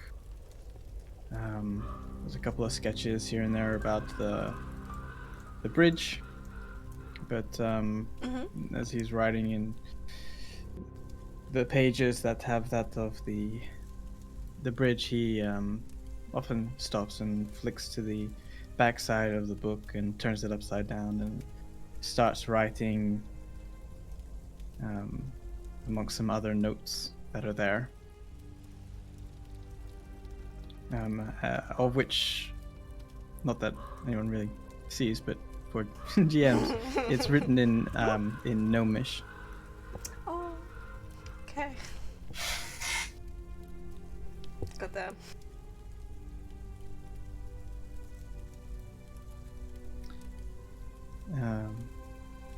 As he is writing, there is purpose and determination in the intensity of the words that he writes in Gnomish, and occasionally stops. And then looks out, occasionally taking a breather, and makes resolute nods as he seems to be listening to some words and thoughts within his head. Goes back and once again writes in the notebook.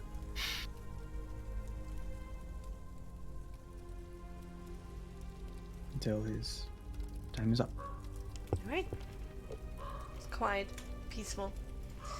Focus on your task. Only the sounds of a raven or a bat are companions to you this night. Okay. So you go and wake up Hamartia? Well, I go to Hamartia's tent.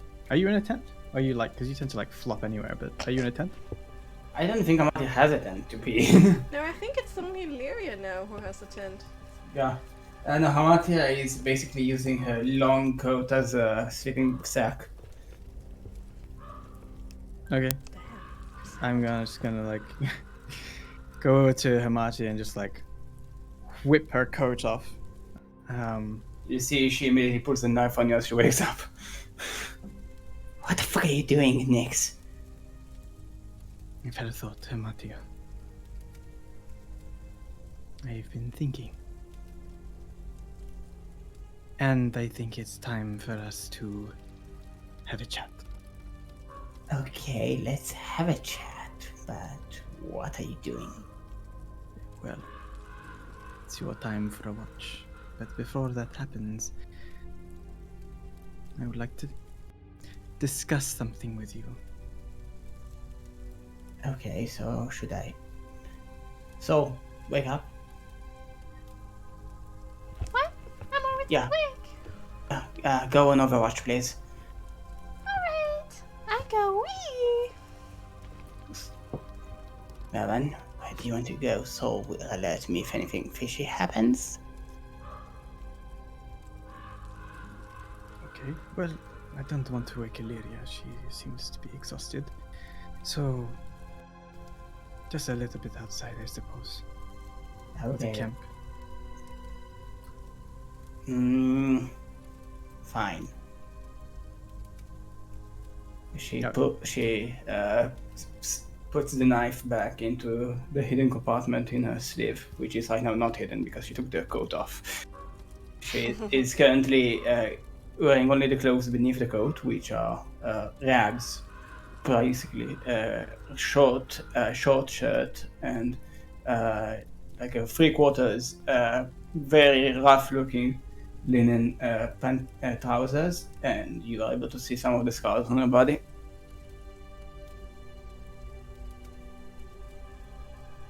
I lead Hamatia slightly out of the camp and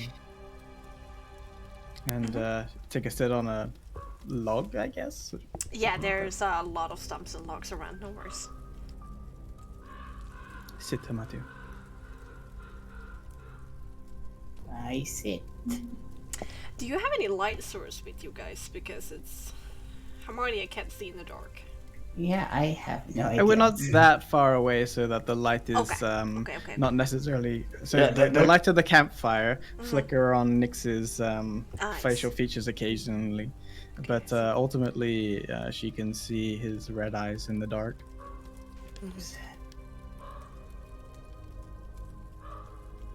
Listen, I'm not going to deny that whilst we were in the fortress, there was some synergy there. Some energy? Synergy. Synergy, my apologies. I'm not going to ignore what is a good thing. And perhaps there is something we can do to heal this wound of mine that your family so eloquently created by snatching the light of my life away from me. Well, what is it that you have in mind then, Nyx? Well, are you still looking for redemption, Hamatia? Do you still care about how much you hurt me? I never. So I don't know what happened there. I don't think I've ever I truly regret everything I let them do. I regret not being brave enough to stand up for them and not being smart enough to contact you beforehand or quick enough to prevent this. Yes, I do regret it. It burns inside of me. What is it that you have in mind, Palabit? Your words are kind of hollow to me, Hamatia. I'm aware of that. You can say anything sweetly. That is what you have grown up doing. The fact that you can shapeshift and pretend to be anyone leaves me doubting exactly what is within your heart. I know there are two sides to you. You're right, Nix. I have no clue what's in my heart. I don't know what. I can't doubt you. I can't blame you for doubting me. I can't blame you for anything. You deserve your vengeance upon me, and when you take it, I won't resist. Well, that was the bargain that we struck. It was, yes. But in the idea of healing, I would like you to do something for me. What kind of something? An act of trust, Hamatia. I need to know. Beyond your words that can so easily be twisted, that you mean what you say, that you truly feel grief and loss and sorrow just like I did. I will hate it. I feel regret and guilt for what happened and for what I've done and for what I didn't do to stop it, but Actions, Hamatia. I'm afraid I cannot feel loss since I never had anyone that I was as close with as you were with him. Really? Let's find out, shall we? Why don't you bring Soul over here? Okay then. Bit of a weird request, but sure. So, come over here. What is it? I don't know, Nix wants to show us something. Alright. Buddy. Come over here, I need you, buddy. Okay. Saul lands on your shoulder, kind of cleans his head with his two, front legs, and goes, What do you need me for? I Talking don't is know. boring. I don't know, Soul. And the next part I'm going to say in Old Markish to Nix. What does Nix need you for? I would like you to follow some instructions. After all, we seem to synergize well. I have had a thought. I heard the words of Kelvin, what he would be thinking. And I would like you to follow these instructions. Steering from these instructions. Can you hear me? yeah, Yes, yeah. okay. Yeah. I'm sorry, I said that out loud. I'm not doing it. Sorry, continue. Yeah, stop. Without question. Without wondering. I want you to prove to me that you would do anything. To show me that you wish to be forgiven.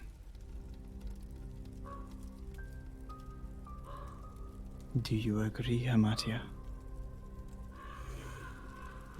I agree. You see, she's pretty suspicious by this point, but she's playing along. Nyx digs into his bag and pulls out his mortar and pestle.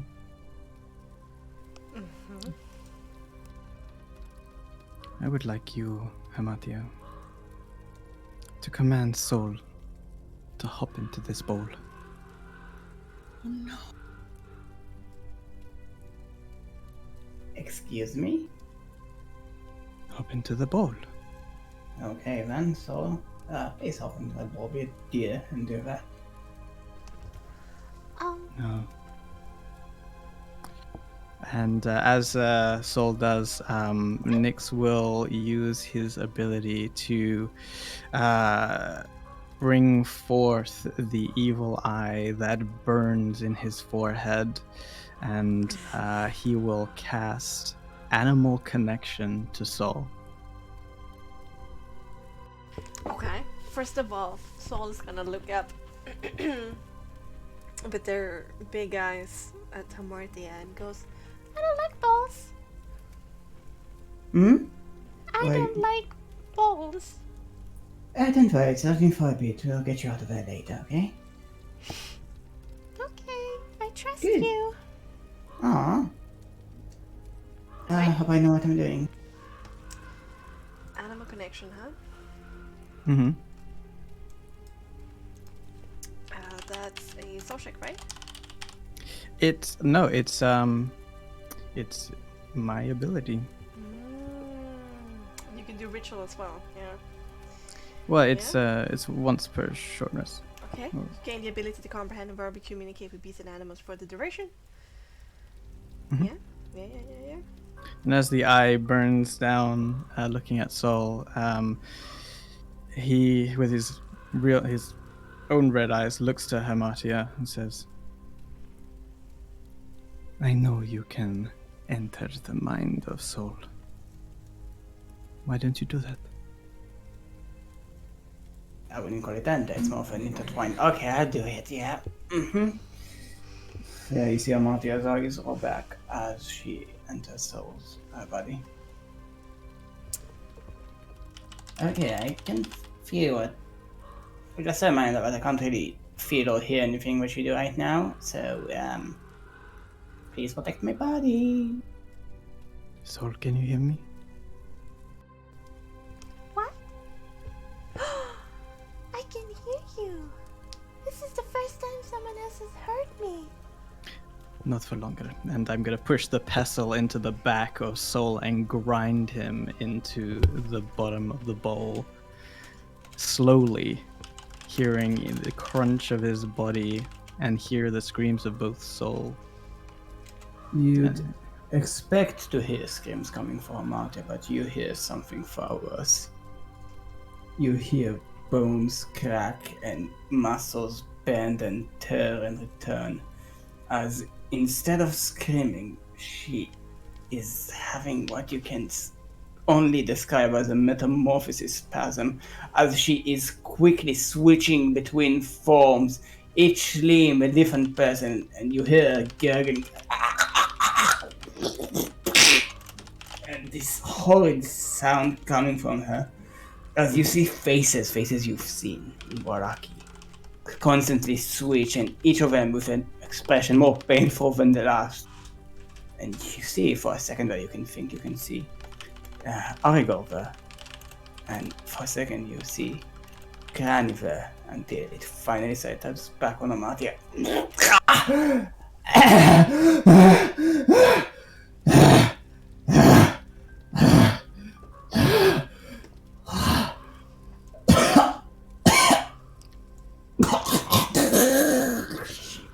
Yokes and wretches.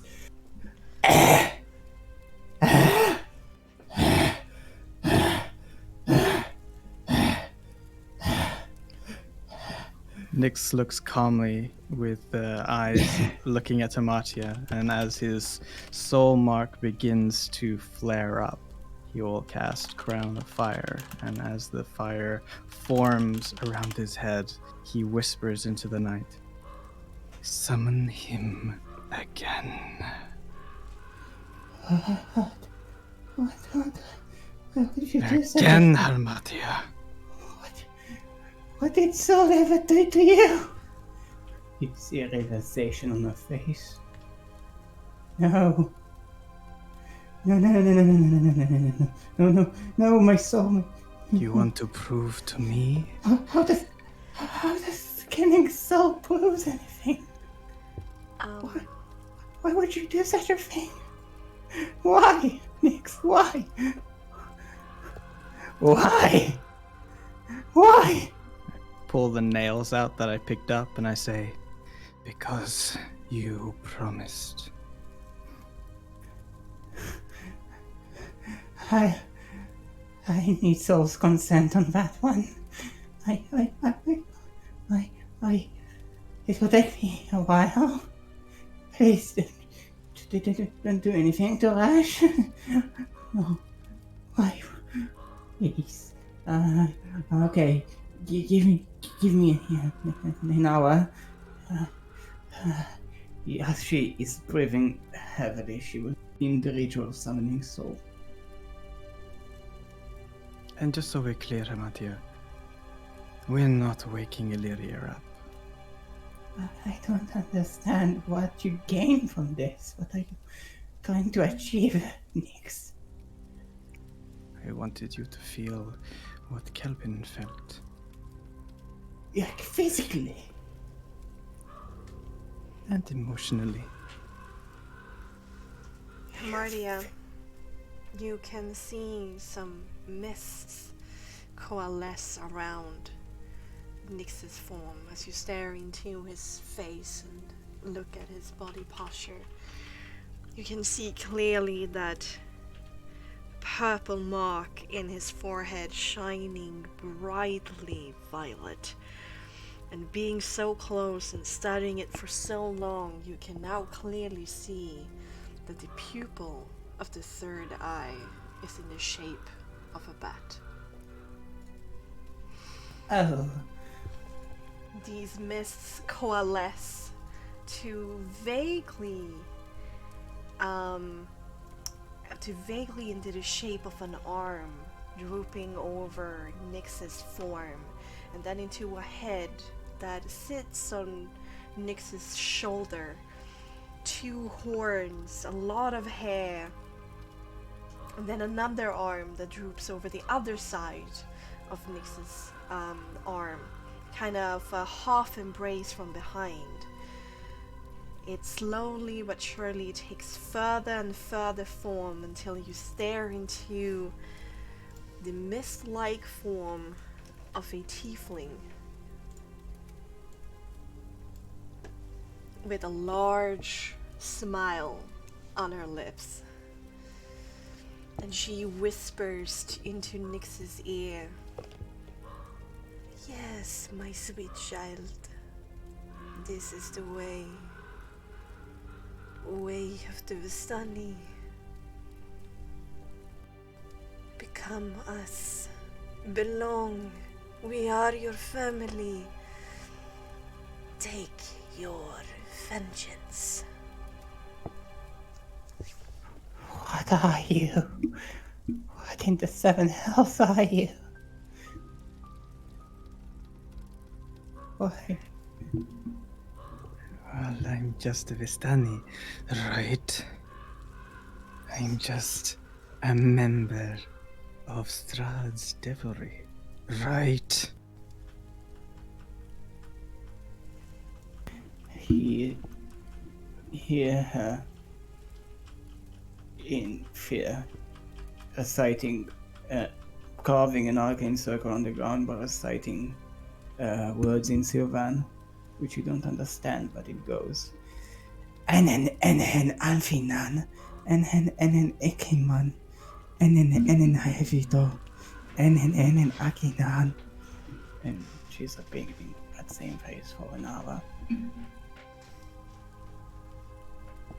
I don't think she she's paying attention to you anymore, my sweet boy. Perhaps we should change that.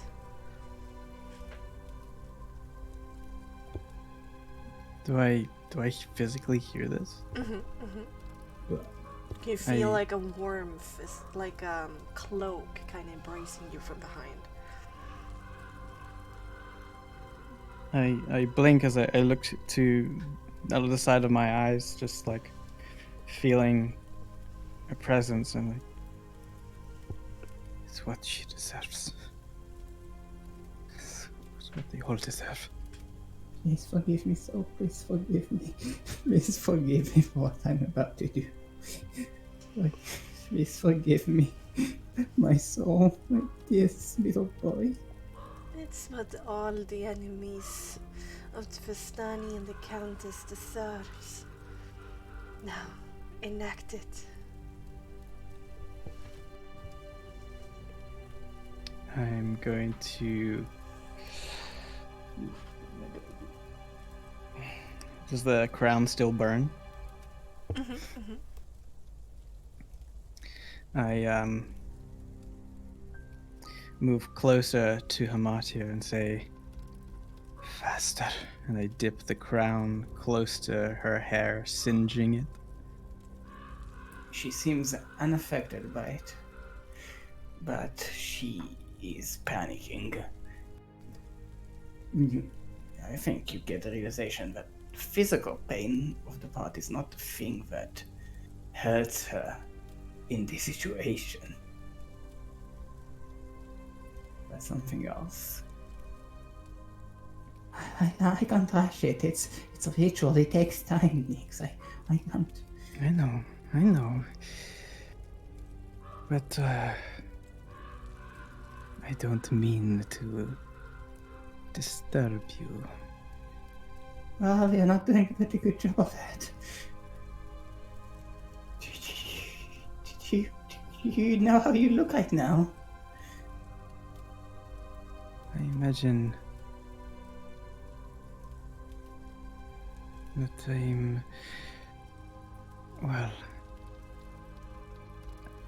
I'm forming a memory.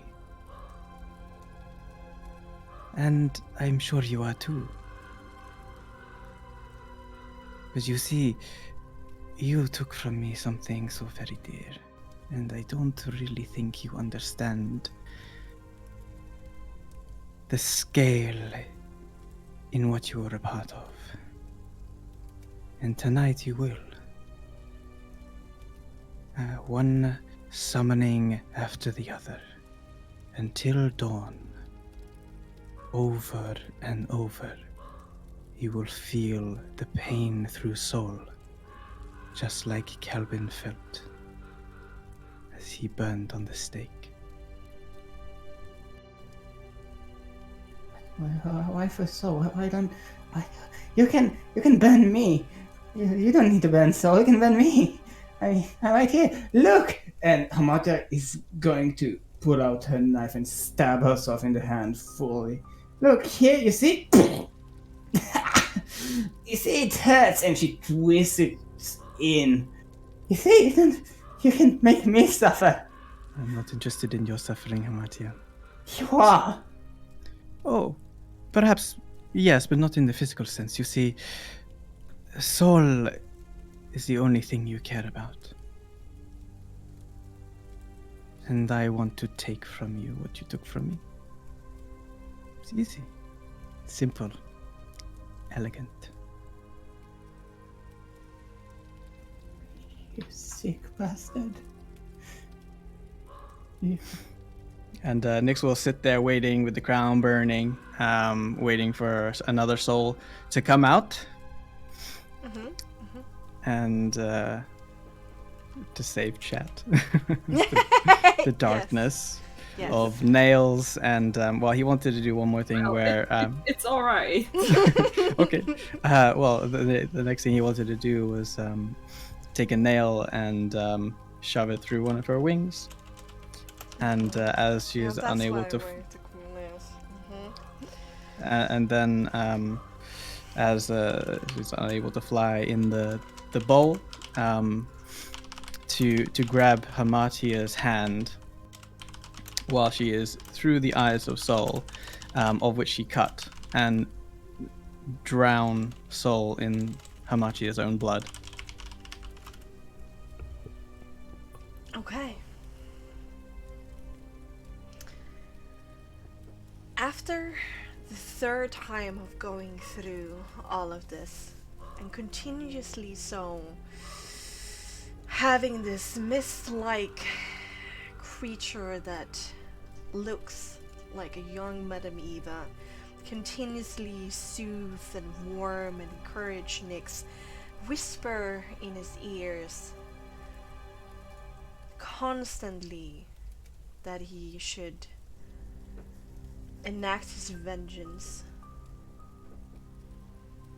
and join the ranks of becoming a proper Vistani. That he will feel the family, he will have the family that he has longed for his whole life.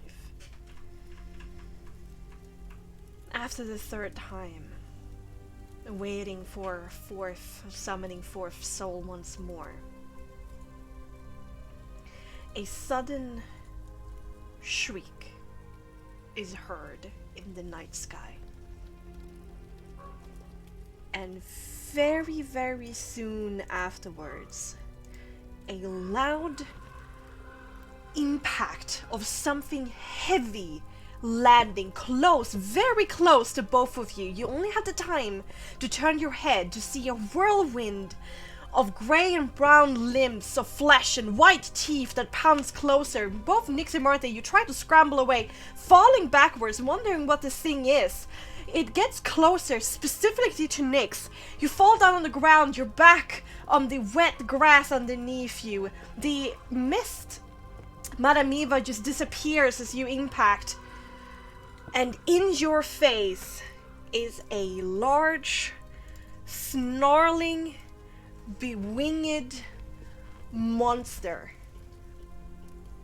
that you have seen before. Eyes black as coals. It is standing over your body, Nyx, and centimeters away from your face, the loudest, shrillest shriek, with saliva flying everywhere, goes straight into your face and rings in your ears.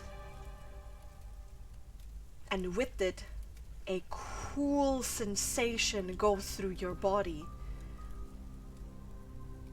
A cool sensation of clarity. And for a moment, you see yourself. You see your own face.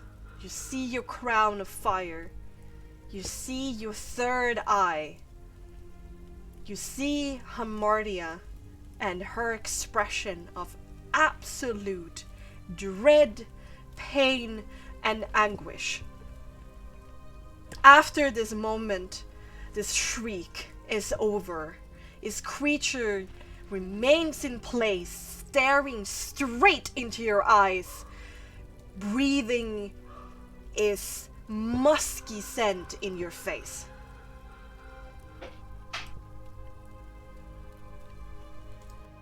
I stare back in fear and bewilderment and panic, and looking at it, I say, I thought you were gone. Why are you here? What do you want? No, it's not. I can't become you. I'm not you. This is for Kelvin. This is for Kelvin. This is for all of them. It pushes you away. You tumble across the grass. It pounces on you again, landing heavily on your chest. The air goes out of your lungs. It shrieks at you again. Anger clear in his voice, and it just continuously stares at you. What do you want from me? You left me. Just like everyone else. Trying to do what I must. I need to belong. I need you. I need someone. They're all taken from me, though. She took them. The creature snarls, buries his claws into your side, drawing blood, then drags you across the grass over to Hamardia, throws you into her body. You tumble with each other on the ground. You land so you're on top over Hamardia, and you stare into her face. Once again, anguish, pain, terror, absolute fear of you staring back at you. Please don't hurt me, please don't hurt me, please don't hurt me, please don't hurt me. Oh my god, I can't do it anymore, I can't. It's not me. I can't. It's not me, Hamardia. Please don't hurt me. Please, I'm sorry for everything I am. I'm sorry, so. My soul. So I hear the pained words of Hamardia. I'm going to look at my own hands. They look... Yeah, they're bloody. claw-like. Bloody and messy. I turn them over with a hand shaking and say, "Oh, this is not my fate. I can't let this happen. Kelvin, I'm sorry. I'm sorry what happened to you, but this can't be the way for me. I miss you. I really miss you. This isn't for me. This isn't who I become. This isn't the legacy of Nyx Neverray." And I close my eyes tightly. And I channel need and sorrow and loss and pain and forgiveness. As the soul mark burns bright red, it begins to very slowly turn sparkly shades of gold and flecks as he tries to pull himself out of the pit that he thrust himself into.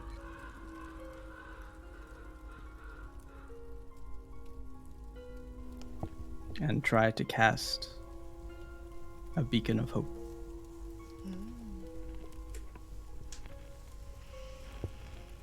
Make me a soul saving throw with advantage.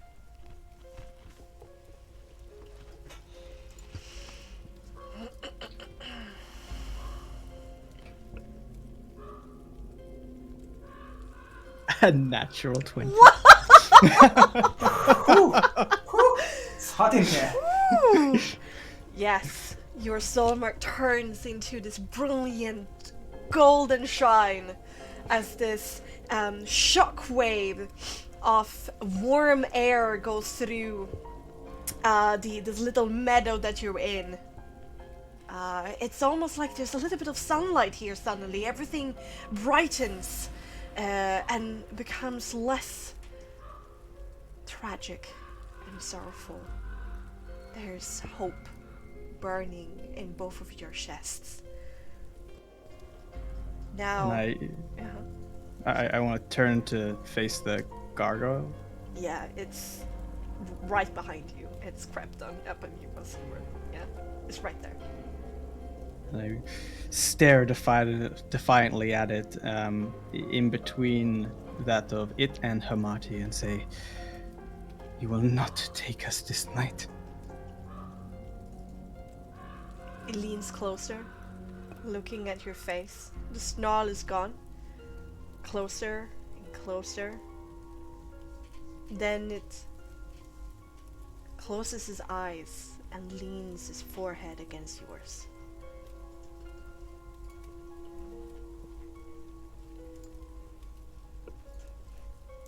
I close my eyes.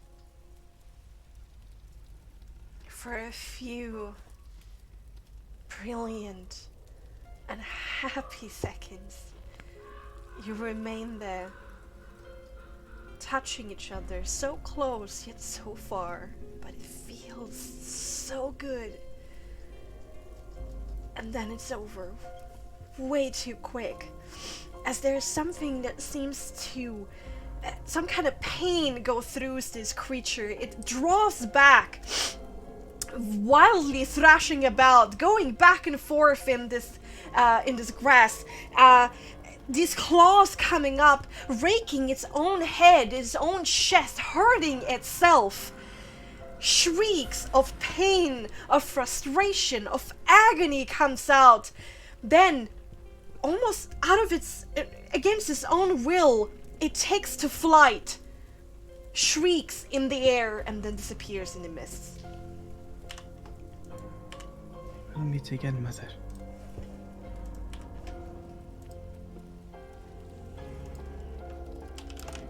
I turn around and look at Hamatia.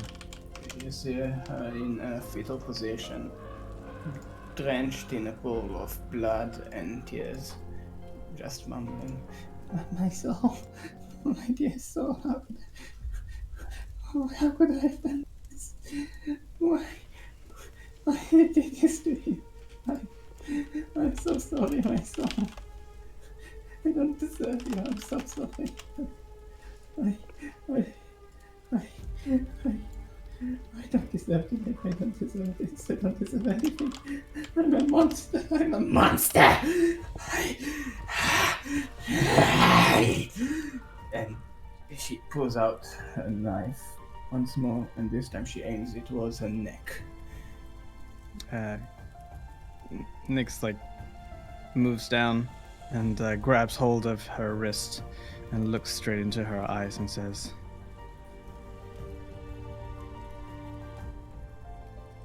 "She won't take us this night." I am beyond saving things. I will always be a monster. Not to me. Not anymore.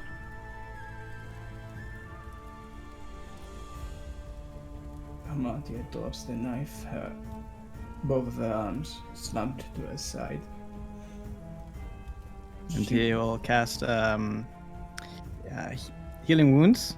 No, Healing wounds? healing word. Yes. Healing word. Because but it's at as Beacon of Hope is on, it's max heals. Yeah. And he will. Oh, he's 8, gonna right? spend. It's plus his modifier. No, it's 9. Okay. But You have a he plus will. 5 there. He does, and he has all the soul slots to spend, and they will just pump one after the other. Okay. Make me one soul check for the whole thing. Mhm. Yeah, you're fine. Alright. I won't let you. There is more to your story and to mine. The next time you see him, do give my apologies to Sol. Next time I see him would be the last. I appreciate the sentimentality, Nyx, I do, but I cannot call upon him after I've done this to him. was me. I let you do this to him. I need to summon him right now, and I need to set him free from me. From the hag's daughter. She will literally cast someone familiar with soul. Okay. The first thing that pops up in your ears is, I'm going to murder the motherfucker! Hold me back, I'm going now! Ah! I hold him back. I just grab him and snuggle him. And I'm so sorry, Saul. I'm so sorry. Let me go! I got nothing to do! Ah! So, please listen to me. Please. What? I don't deserve you, my dearest friend. You've been there for me in my darkest moments, and I let him do that to you. It's time I set you free. I cannot see myself controlling you. Blame me and be free, please, my dearest friend.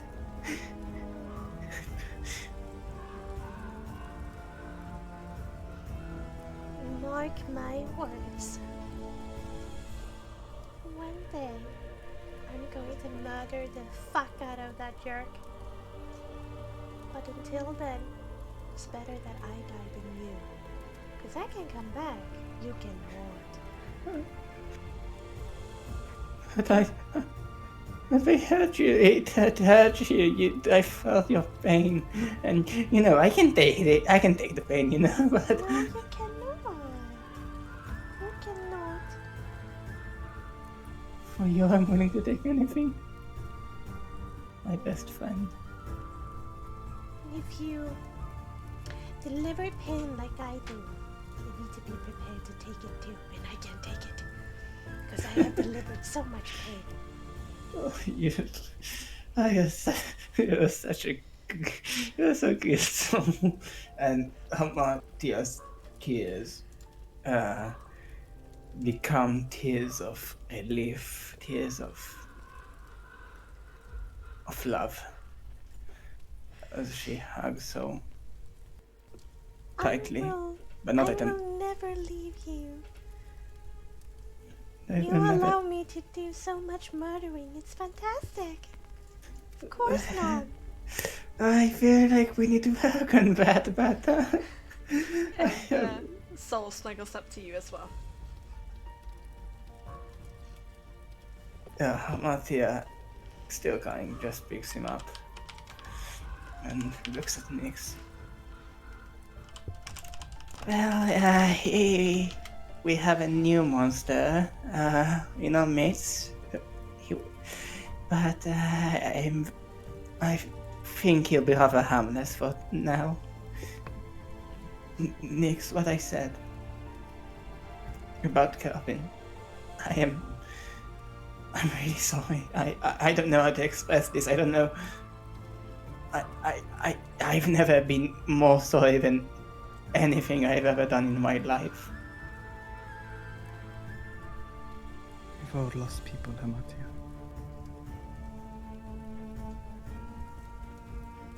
I see that now. Even our friends that we lose along the way. They make us who we are. Calvin isn't gone. He's with me. And so will be with you. Yes, he will be. I think we should, have. This has been quite a night.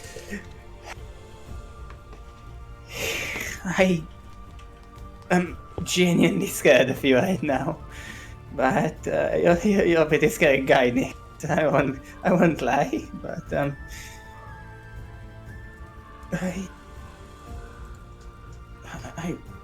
wish.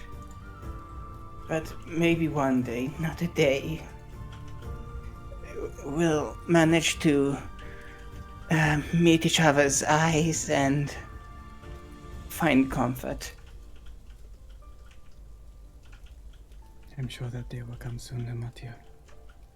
And he flicks her forehead and casts guidance.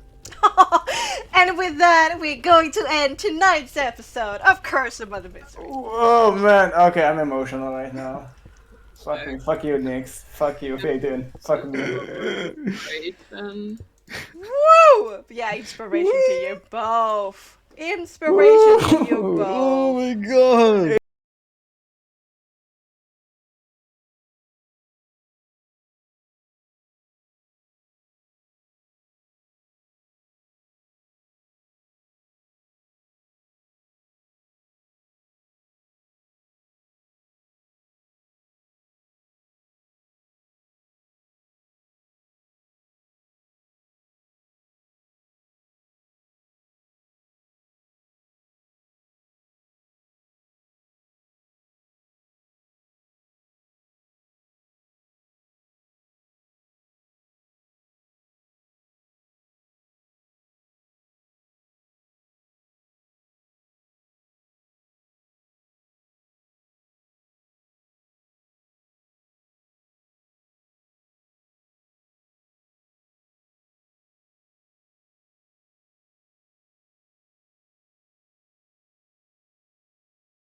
Adrian, I love you. You're the best. Come, give me a hug. Give me a hug.